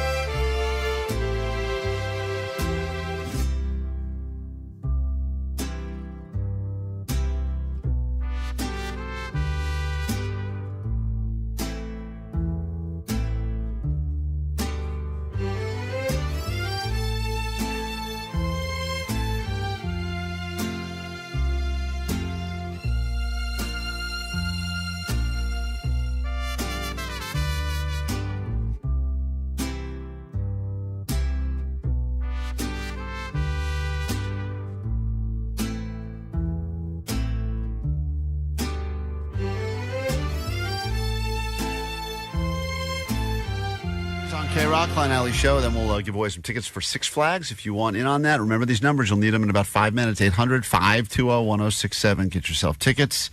Six Flags, Magic Mountain. Enjoy the holidays. But right now, your news. Grab your Adderall. It's time for ADD News. Oh, wait. You mean this isn't a true crime podcast? I'm out. All right, everyone's getting ready to celebrate the holiday season, but one thing to be aware of is that it's also sick season, and that's what really makes the holidays so magical, right? Getting something that makes you feel like crap just days before the holidays begin. And this year, you can look forward to a possible quademic threat that could hit all of us this winter. Quademic. And what is a quademic? Well, it's when you get 4 things at once. So the quademic in this case this year would be flu, COVID, RSV, and norovirus, all Long live HIV. And then, shut up, Klein. I didn't say that. I mean, I said it, but... that would be 5, Klein. That's too many. That's just insane. That's not even part of it. Because all 4 of these are having a huge uptick. And, of course, I've had a couple of these, actually, already. But because all 4 of them are running rampant this year, there could be people who get multiple all at once. Jesus. And then you can spread, and then I'm sure they would mutate and give birth to new viruses, etc. I feel like you've had all those in your house. I mean, you went through a stretch where all every I want day you to have focus something. on right now is doing the show and keeping my family free of the plague. You know when people say... Because I don't know what else is headed our way. You know when like rich people will always say something like, you know what's more important than wealth is health. And you're like, shut up. It's easy for you to say. You have a... And now I'm like, wow, health is really important. Then you go, those rich people are kind of right, huh? Being healthy is 3 cool. months of bad health, it really just drives you crazy. Then there's also, just wanted to put a dot on this, the alarming, dangerous diarrhea-causing superbug that is spreading throughout Los Angeles. There's a drug-resistant strain of Shigella sinai that has emerged and is likely still actively spreading in the U.S., especially in Los Angeles. What's it called? That's what I have. Shigella? Shigella. Shigella. That sounds exotic. I know. Sounds kind of hot, right? All right, every year the most popular Christmas song is Mariah Carey's All I Want for Christmas Is You. And yes, she is very rich because of that song, but are you aware there is another guy making millions of dollars off of that song, the guy that co-wrote it? A guy named Walter Afanasieff, obviously not as well known as Mariah, doesn't get as much of the credit, but he does get half the money. And the song itself has made over $80 million in royalties. Jesus. So he is getting half of that. How much money do you think we're going to make with this song we just dropped earlier today with Wolves of Glendale called Dead Week, about that 1 week that happens between Christmas and New Year's? We world premiered it this morning.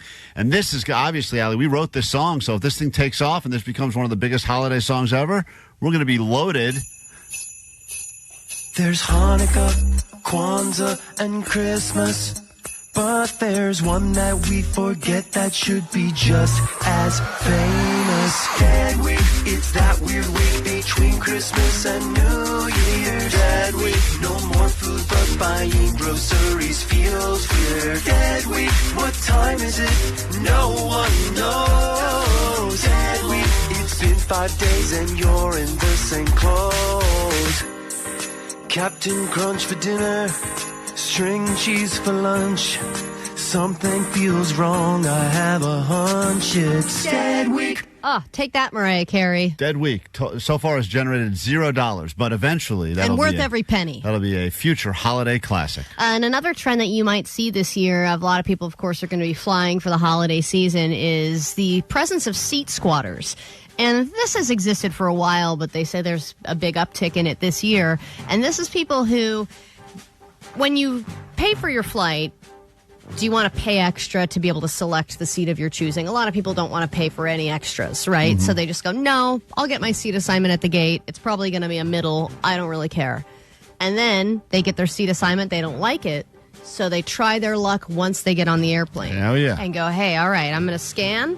I'm going to see what's free. I'm going to sit in this seat. It's kind of like a lot of people do at concerts. Sure. I'm just going to sit in a Sporting better events? seat Oh, look at that, open until row. somebody kicks me out of the seat. And so seat squatting is something that a lot of people are trying now because they don't want to pay for that seat to be able to pick your own seat. Now, what's better, a seat squatter like that or the person that will attempt to reserve like an aisle and a window and try to block out the row? They kind of do that, economy first class, poor man's first class, where they attempt Man, to... you think that's a ballsy move. People try to do that. To They're section off a whole row for yourself?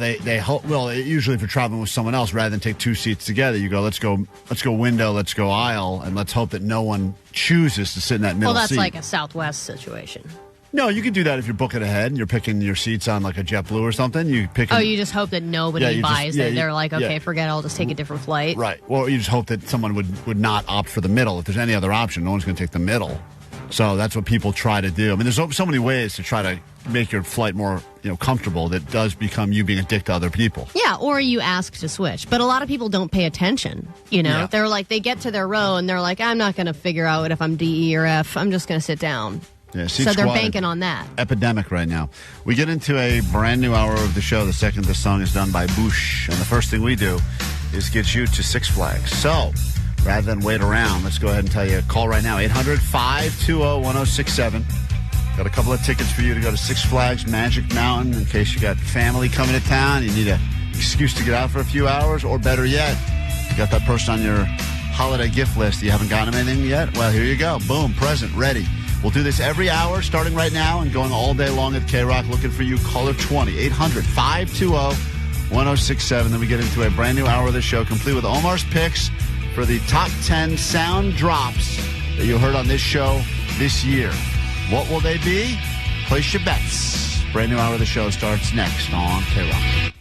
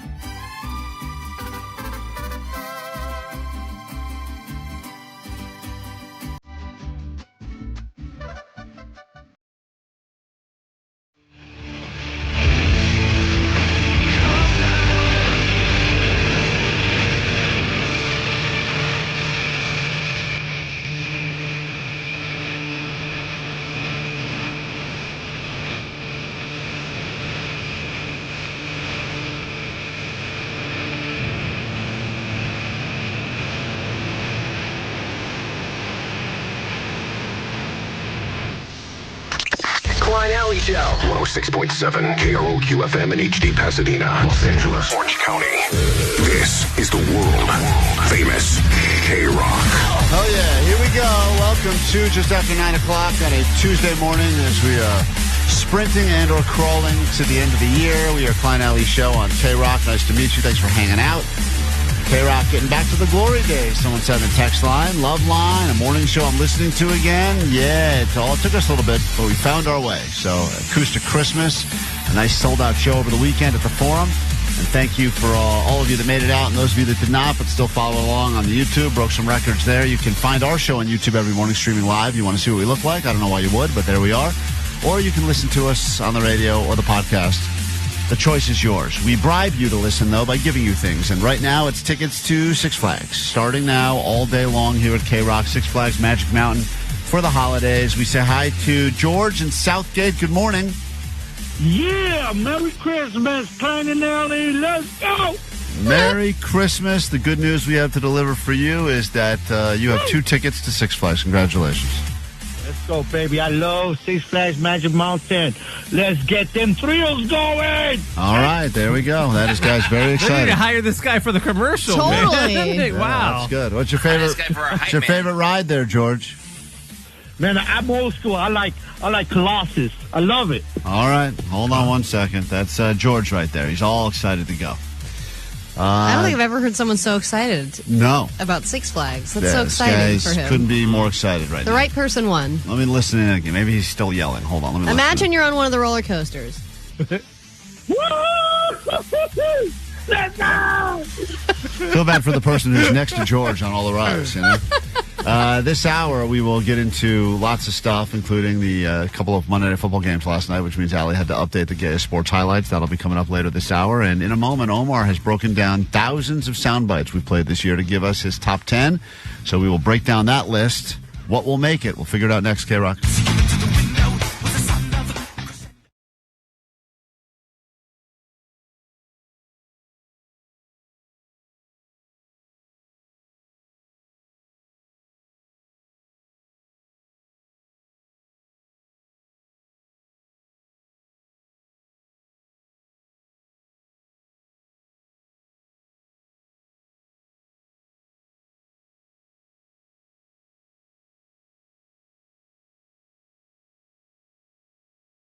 Wow. This petty claims court has really struck a nerve with many people listening to KROQ right now. We are Klein Alley Show, and we're in the middle of hearing the argument, the case between Annalie and Alejandro. You have never said the same name twice. She's like a snowflake, Allie. And she's accusing her boyfriend. 4 years they've living together. He eats every leftover in the fridge, even the ones that she wants later, even the ones that she claims are meal prep. Having someone eat your meal prep is the most annoying goddamn thing on the planet. 818, the wife is right on this one. I don't think they're married yet. Let's start another 562 fight. Enema wins. He knows Not what Enema, he it's not her signs name. up for. Right. 949, this person very upset. Alejandro's an entitled jerk. She should dump his ass. 626, you can eat leftovers, but only after giving 24-hour notice. But in Alejandro's column, 310 said, my vote goes for the boyfriend. He just sounds so hungry. He does sound hungry. Even now, he sounds ravenous.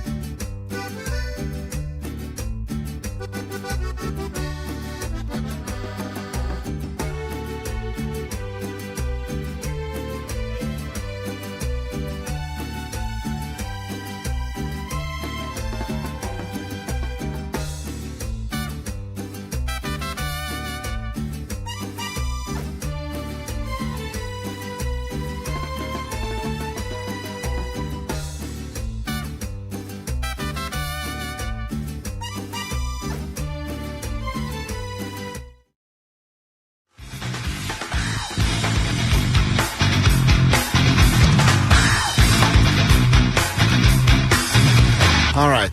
It's K-Rock. We're Klein Alley Show. We're going to prove to you in a moment why Omar is officially the audio sniper, a name that Jake tried to give himself exactly 1 year ago, and he lost that name because Omar is the one who snipes the audio, as you hear so eloquently during the show. He's got Actually, not true. How many audio drops, Omar, do you have in front of you now? 5,000, 10,000? I mean, there's so many. I mean, I don't think it's that many, but I mean, it's definitely upwards now past like the 500 mark, where it's getting harder and harder to find. And I mean, that's just drops. I mean, aside from like, sound effects and music beds and intros that I have on my system as well. How many do you have, Jake?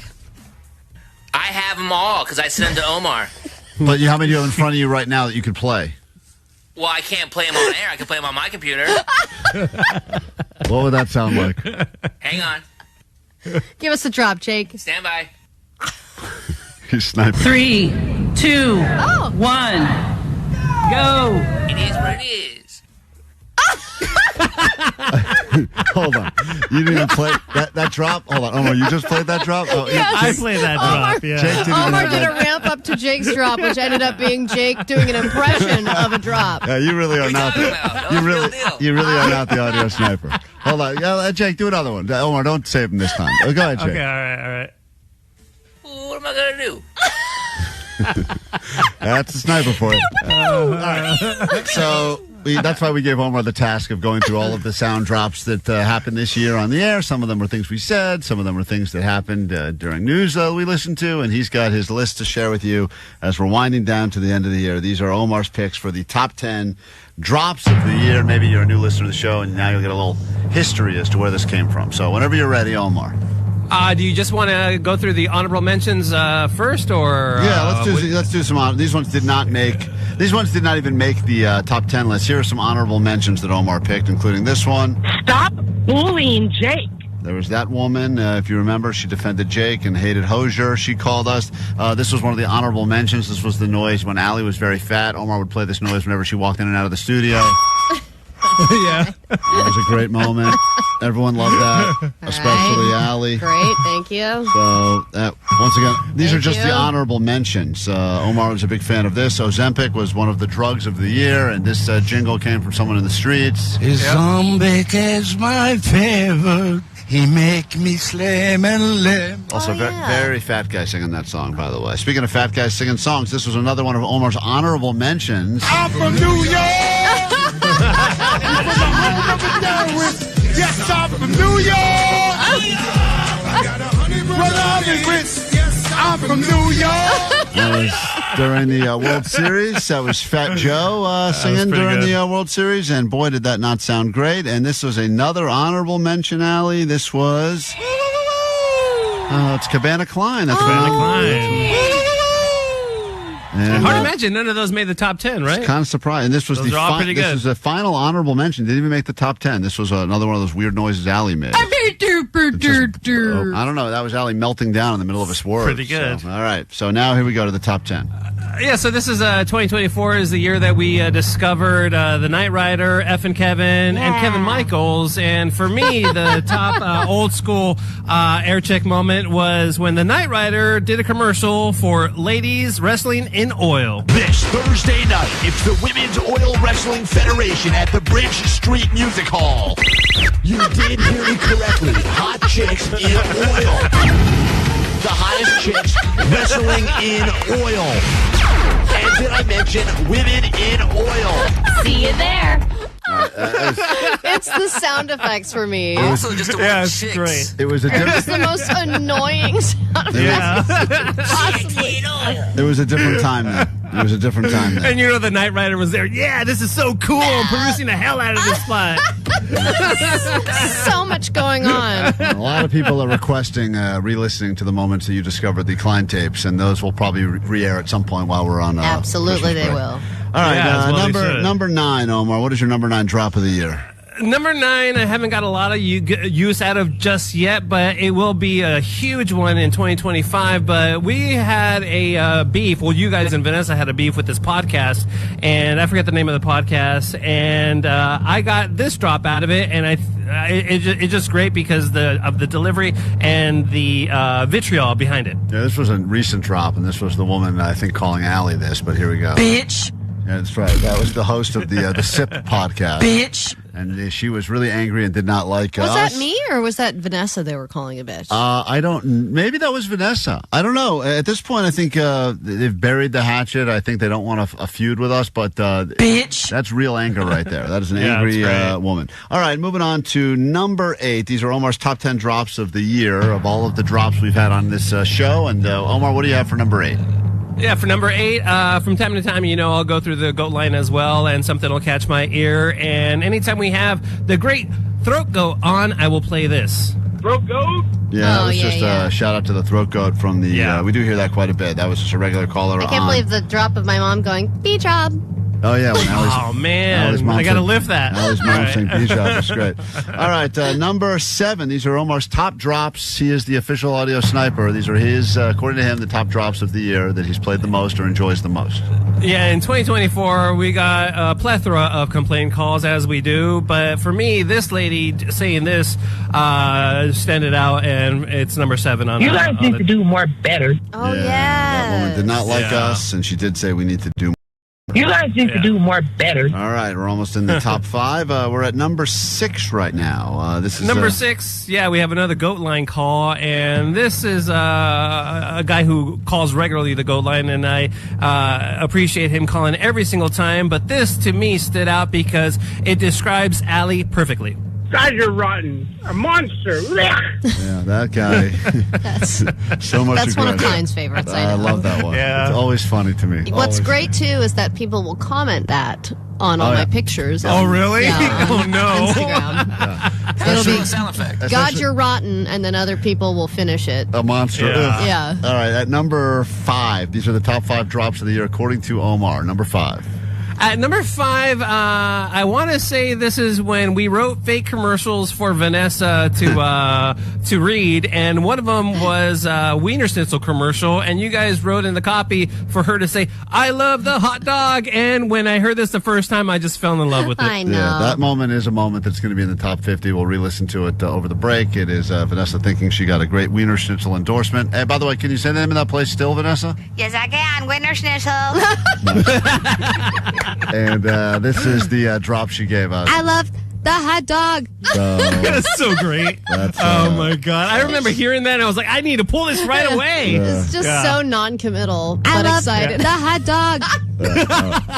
Moving on, number 4 now. I can't wait to find out what Omar has as number 1. All right, at number 4, P. Diddy had a lot of problems this year. He's in jail now. I mean, turns out the guy was a real just dirtbag. And Klein came to the defense, Wow, and Jesus he Christ. says this. Diddy, great guy like Diddy. Sarcasm. I got a lot of use out of that this year. Yeah, that's right. Sure did. All right, top 3 drops of the year according to Omar from the show. Elon Musk, love him or hate him, he does release a lot of futuristic looking things, and he was at a loss for words when his electric bus came out or whatever, and he was just kind of And it's not real. It It's doesn't not? exist. Well, it doesn't exist yet. Prototype. All right. But he's like, imagine this. yeah, imagine this, and this is what he said. That'd be sick. That'd be sick. If that really existed, that'd be sick. Number that guy's a genius. I know. Number 2. These are Omar's top 2 drops of the year, according to Omar. This is when Allie lost her S on the air, and I don't know exactly how hard we were coming at her or for what reason, but she just unleashed on us on the air, and I mean, this is as real as it gets. You guys are stupid assholes. God damn, she did hate us. What was happening, Allie? Do you remember? You guys are stupid assholes. Pure I can't anger. remember what I was pissed about, but I was having a hard day anyway, and then Yeah. you guys just would not stop teasing me about something, and I just lost it. Right. Yeah. Right. All right. That's great. And finally, according to Omar, of the thousands of drops he's played over the year, this one is his favorite one, or at least the one he considers his drop for 2024. At number 1, anytime I play this drop, it just brings a huge smile to my face. And this is a conversation I want to say that you were talking to your kids about not taking them to Disneyland or something. I'm not sure exactly, but your kids just lost their S and they cursed a crazy amount. And here's the clip. Hey. Shut up! God damn it! I want to go. He's stupid! You do that again, you'll be in big trouble. Stupid! Stupid man! You're gonna listen. Do not curse. It's not okay. Okay, stupido. Okay, thank you. Do your last minute Christmas shopping at KROQ.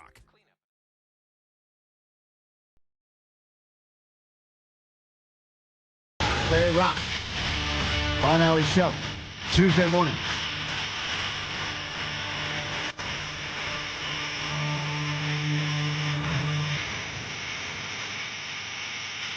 Daniel, you're on KROQ this morning at 800-520-1067. What's up? Hey, good morning. So I was listening to your game not too long ago while you guys were spinning that wheel there. Yes. So you guys kind of hosed poor Allie there. She got stolen from twice by Jake and Omar. That's right. Yeah, I don't understand how the rules work that I can just get infinitely stolen from. What's the point of saying, yes, I'll go first? I don't know. The rules changed a lot during the game. Yeah, I mean, Klein's... They're fluid. That's right. 213 said Klein literally created one rule and then broke the only rule that he created. What was the rule?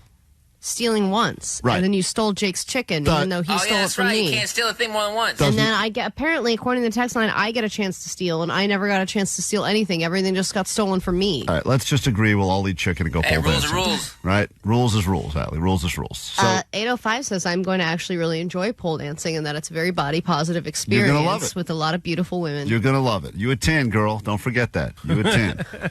Why does my stuff always involve going to multiple classes? This is how hot yoga started, and I've spent so much money on it since then. Hey, listen, Groupon is it's a wild west. You don't know what you're getting into there.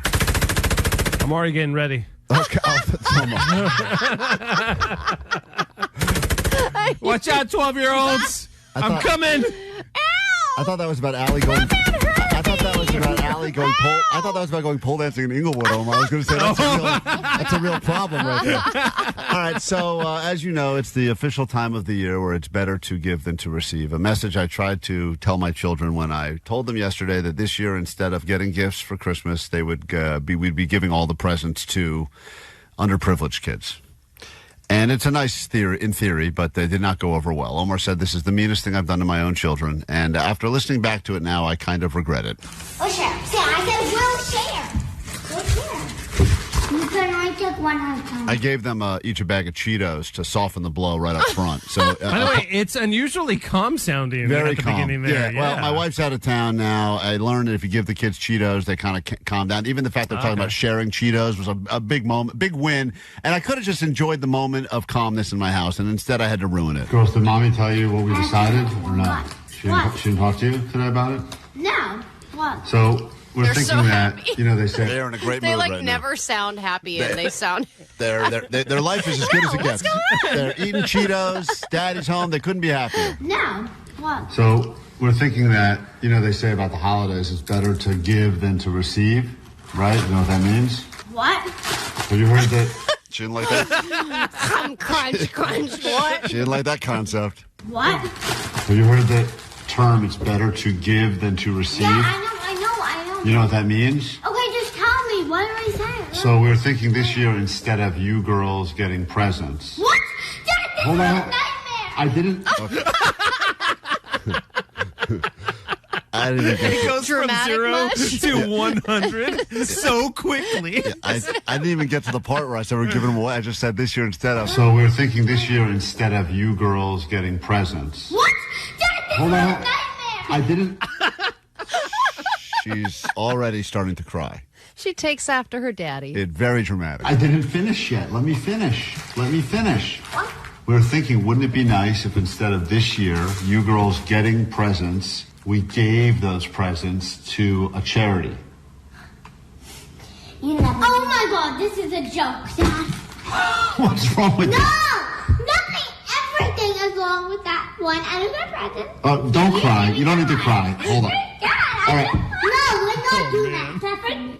No, the other kids. No, we're not doing that. All right, it ain't happening. First one is in full hysterics, and the other one tries to tough guy me. Yeah, she is. Let me listen to this. Pepper, you think we'd like if you want to do that, do it by yourself. You think we'd like to do that? Are you crazy? Did you hear other kids say, if you're going to do that, do it by yourself? Yeah, that is what she said. If you want to do that stupid charity She's the thing, muscle. do it by yourself. The first one, very aggressively crying. Listen. No, I'm so loud. All right. How about this? How about She said, half? do it and shut up. I don't. At this point, I've lost You complete do it and control. then shut up. I don't know why I do this dumb stuff for the show. My kitchen was so calm 5 seconds earlier, and now it's chaos. Oh, no. No, I'm not doing any. You are crazy, Dad. Well, what is something we could do to help people that are less fortunate? What is something? Because they're all do it by yourself. Okay, so she's a big. You're going crazy, Dad. It's supposed to be the spirit of the seasons. And apparently they did not get caught up in the concept of giving rather than receiving. But When at you're the a beginning, kid- she was like, yeah, whatever. I've heard it. They're all presents. Not ours. That's not fair. That's our present. All right. Nice. All right. That's not New- It is nice. That's our present. It's the definition of nice, right? All right. You New- think we'd like that? New plan. Olivia, calm down. I love you. You're I'm okay. not sharing anymore. Listen, I'm calm not down. sharing the Cheetos anymore. I better take these now. I can get them. In the middle I of don't know that, what else he's going to take She from me. grabbed the Cheetos back. I'm not sure. I did the opposite. This whole All right, thing. I'm over this. What would you say if you guys can open all the presents? Oh my God, no! I'm not giving them away. You didn't hear the part 2 of it. You open all the presents, and then we let them pick one of the presents to keep. Dad, these are our presents. Oh my God. All right. Okay. All right. Fair enough. All right. Fair enough. Why is this fair? So would you like then, maybe we can go to the store. How about this? How about we go to Target and we find a present that we buy to give to someone that needs a present this holiday season? Yes, we will. But You're also, okay with that? We already donated like 160 something toys. Yes, I know. We've donated some toys and we gave to the school and they donated toys, but there's still people that won't get any presents this year. And you want to get a lot of presents and that's not fair, right? No, I never said we wouldn't get that, but you know me with giving away my stuff, even presents. And you think that's a joke to tell us that. And you think Sienna, are you okay with giving away something to, if we go to the store, if we go to the store? Okay. but we'll play. All right. So I want more Cheetos. She So takes after you. it was a really nice afternoon in my house. Thanks, guys. Well, We shared a very valuable lesson about giving versus receiving. she was like, we already did that through the school. Yeah, the school already gave 160 presents. How many more presents do they need? All right, well, there I love we that have in your scenario, too. The underprivileged child would go to your house and pick one One toy. present Yeah, out. I ran out of scenarios to make my kids upset. We got to take a quick break. We got more show next.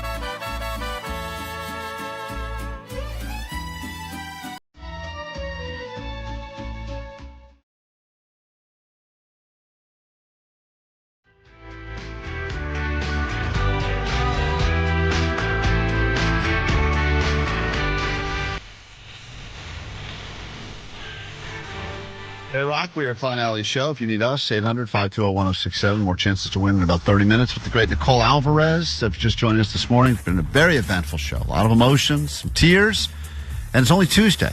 But I think people are more emotional this time of year anyway. Also, I think people, and I give Eggnog a lot of credit for this, but I do think that people are kind of back on board with the daytime drinking. It seems like we're now officially in that time of the year where you want to meet up and have a drink, like middle of the day, where it normally would be like, want to meet for a coffee now because it's the festive holidays. It kind of feels like your brain and body are beginning to go on vacation before you actually are. Yep. So then you feel like things, like having a beer at 10 a.m. doesn't seem so weird. Right. It just feels like it's kind of a good lead in to what's to come. Yeah, and people, I think, are less judgy, too, because I think that, as more, especially because now is the time of year people give those chocolates that have a shot of whiskey in the middle of them. Ugh, people just pop those during the day. Blah. Well, yes, they're not delicious as far But as incorporating alcohol into more things. right. Yes. It's not good as far as chocolates go, but if you're looking for a reason to do some binge drinking while at the job and still come across This like you're shot in the middle of a chocolate baby Jesus. yeah, you just go throw it in. You go, whoa, that chocolate tastes like Jack Daniels in the middle. I also just think that day drinking in general is a little bit underrated. I love drinking during the day better than drinking at night. I wholeheartedly agree. Because then by like 5 or 6 p.m., you're already home. You can start getting hungover a little earlier so that you can actually sleep better through the night and you don't wake up with that weird gurgle stomach where you're like, oh, God. Yeah, that all happens when you're awake. If it wasn't for all of the judging that would go on, because you all know if you've ever been into a bar randomly in the middle of the day, you had to go use a bathroom, you walk into a bar and everyone knows it's dark in there. There's 3 people that have been sitting on the stools for 50 years, just like the J crowd, You definitely get very judgy. And you go, boy, these people made a lot of bad decisions in life. But this week, next week, as you kind of enter the holidays and all that, it does feel like there's just a lot more. I've even seen people walking around here, like, drinks open. We got that coffee whiskey in the back. I was actually thinking about pouring some today. Oh, let's hit it. Friday is the show that we... There's a party downtown near Fish. Everybody at the bar getting tips. That's right, Commander Klein. Hey, listen, I blame Shabuzi. I think that's part of it. We've all been all We're year. all getting a little boozy. That song has been in our head all year, and we're going, let's do some of that day drinking. Someone get Klein a coconut, put a drink in it. Raise a glass, enjoy some of your sweet day drinking. Although it's 9:30, so I guess a little premature for that now. But okay, we're not here to judge. I'm having trouble trying.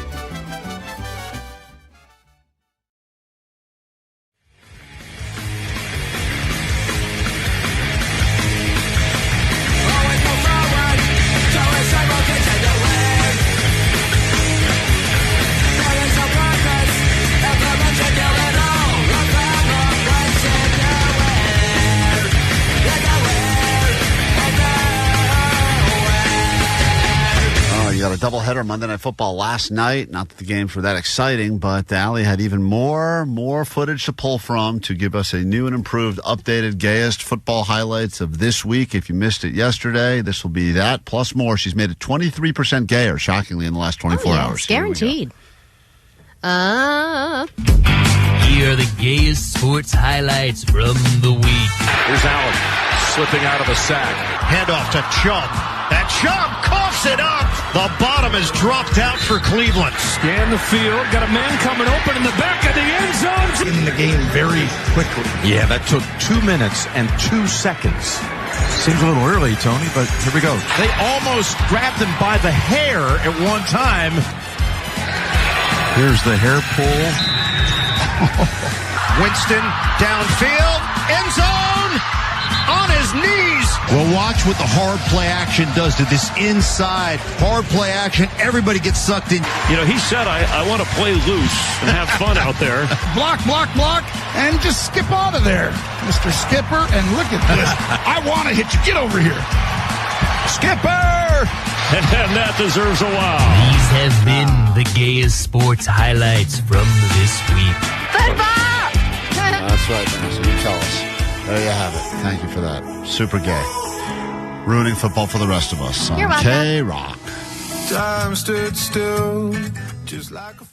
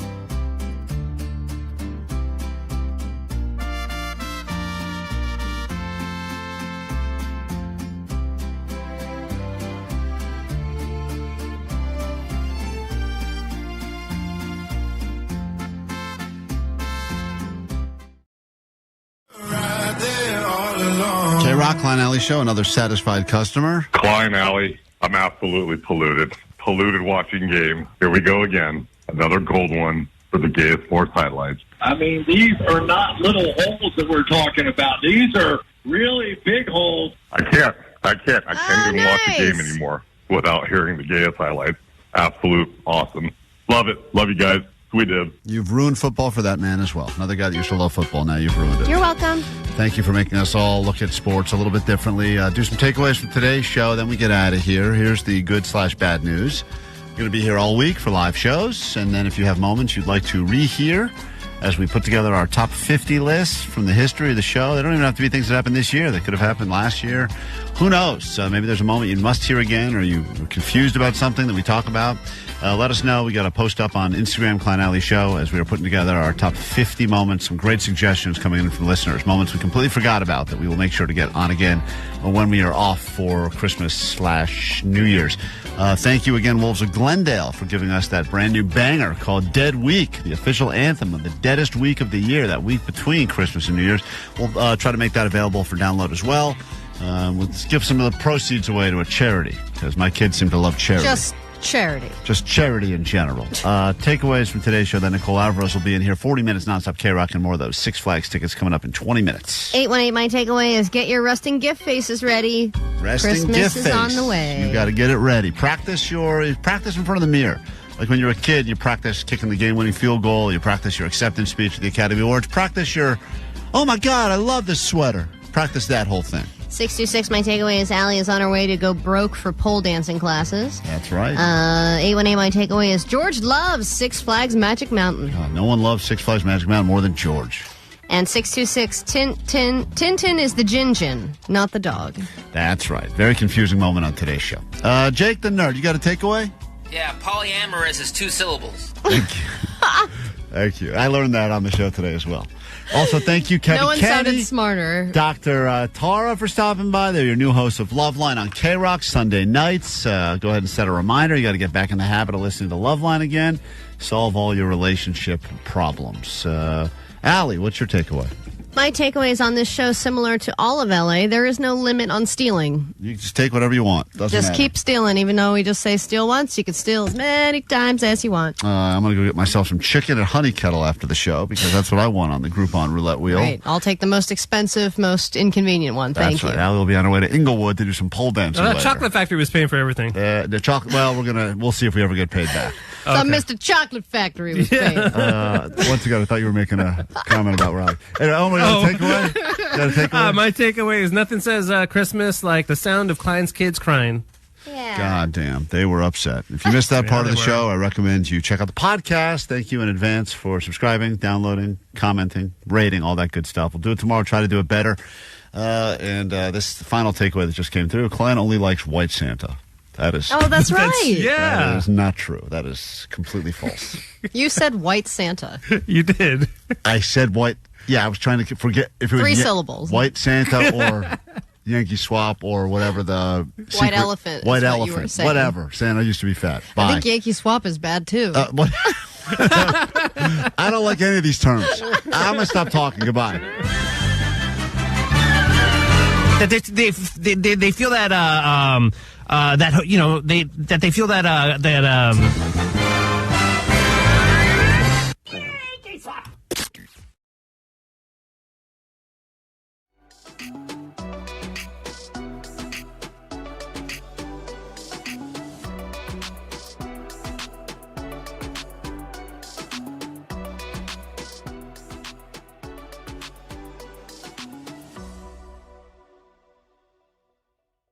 They need to open up a Mendocino Farms on Mid-Wilshire. Ladies and gentlemen, let's get them to petition to open up a Mendocino Farms. There. Oh, they can't see you. They can't see you. Good morning, bankers. How are you guys? Welcome. Whoa. Magic Kelly from Proud Family. You guys remember the Proud Family? The show on Disney Channel? Or are you guys older? Maybe that was...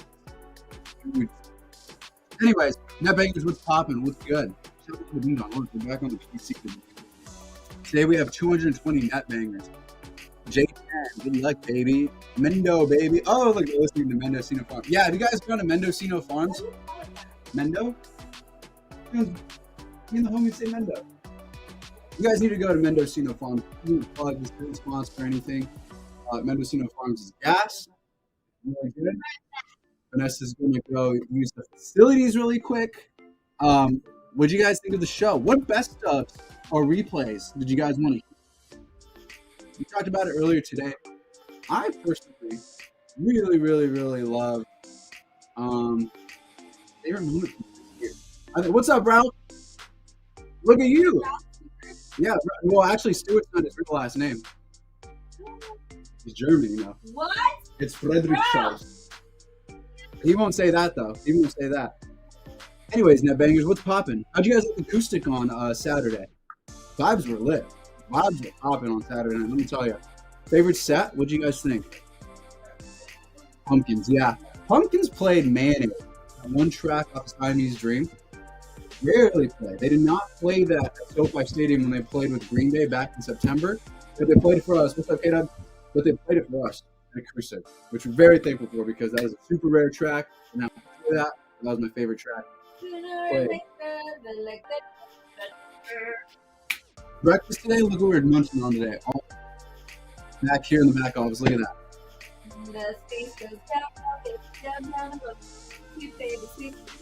Joe's O's. Staying on that. What are you singing over there? I don't know. It's something really big. Big. I met a girlfriend. Have you guys seen Big? The Tom Hanks movie? I really like Forrest Gump. My name's Forrest. Forrest Gump. Oh, no, it's story of my life, man. I wish I could be a little kid again. Chat, if you could be any age again, what age would you be? I ponder on this all the time, and I think I want to go back to be 11 years old. 2009 was such an amazing year. I'd want to be 11 years old. What age? Like a little older, so you got an idea, like what's going on. I want to be 11 years old. I love being. What's up, Shotty? Shotty won't love. Vanessa's actually standing, by the way, too. This is actually what it's like. Okay, hold on, stand up. This is what it's like when you and I are like standing anywhere in any kind of photo. Actually, no, you're more like pretend to be me in photos. How do I stand in photos? I'm gonna pretend to be you. What's up? What's up? This is you. Flashing the video. What up, nutbaggers? What does this chat say? Yeah, I got you. Let me see. I gotta chill. Come park the caboose over here and let's chop it up with some bangers, some net bangers. Guys, what are the vibes today? What do you guys got planned today? What are the vibes? Who's ready to not work? I asked them what age they'd want to be, like flashback to, if they could be any age. I said I want to be 11 years old. I thought 2009, being 11 years old in 2009 was a great time. That's for me. I said, you're not a teenager, you're not really a young kid. Kind of like got your shit together a little bit, but I thought that was like a really cool age. Really like my age. You like being 33? Biscuit, cheese, and bye. You like me? I like my 30s, but I also really enjoyed when I was in my 20s because I lived in San Francisco and I had the best time. Yeah. I didn't do shit in my 20s. I lived in San Francisco, Dolores Park. What? Ooh, she's a Giants fan too. She likes the team Giants. Brian Stroh. Vanessa's pro Brian Stroh. I don't know, dude. I just like the Colombian team. I don't care about the other teams. So you don't care about the Dodgers. Whoa, Nat Bangers, you heard it here first. Anything. Vanessa I only care about. You support the Lakers? I've been to one game. Name one Laker besides I've LeBron. been Name one Laker. one Dodgers Name game. one Laker besides LeBron James. Me. That's currently on the roster. R.I.P. Kobe. R.I.P. Go. Yeah, only Lakers. LeBron's son. That's no. Look, he's even right here. I have a photo of the one Laker. Austin Reeves. Austin Reeves, AR-15 is my favorite Laker right now. If you guys have not caught up with basketball, sorry to alienate some of the youth that don't watch basketball. AR-15 and the Lakers are killing it right now. AR-15. I love AR-15 Austin Reeves because he's a young buck like me. He's at my age. He's 25, maybe 26. And it's crazy because I resonate with him so much because he joined this legendary team, kind of like how I joined this morning show team. Very legendary. And he's killing it. He's doing his thing. I aspire to be like him. Legendary. And it's really sick. This is a legendary team. Net Bangers, do you agree? I still believe hard that this is a legendary team. You guys, and some of you. So thank you. Baby. She what? Yeah. A lot of Karina. See you, Karina. Budget Chicken, Blink Chris, Babe. Anderson Rivers, all the people, Blink Babe, all the people that don't have jobs. JK, Stop, or maybe you're don't be working from home. Yeah, you're working from home. What do I think of Connect? Connect's good too. Connect's really. Hey, you know what? I think I'm not anything, but I think Lakers could have a substantial run this year. Let's leave it at that. diehard Lakers boy since I was a kid. Kobe and Shaq came out right when I was like out of the fetus, out of the womb. Kobe, you have to Kobe and Shaq. I love Kobe, even if you're not a Lakers fan, you gotta admit Kobe was. Yeah, I saw him in person. He was Same cool. with who you really love too, Caitlin Clark.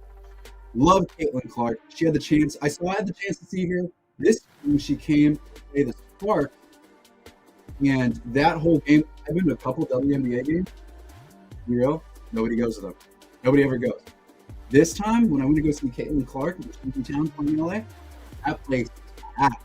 It felt like a Laker game because there's so many people. And I love Caitlin Clark because it's a woman changing the game.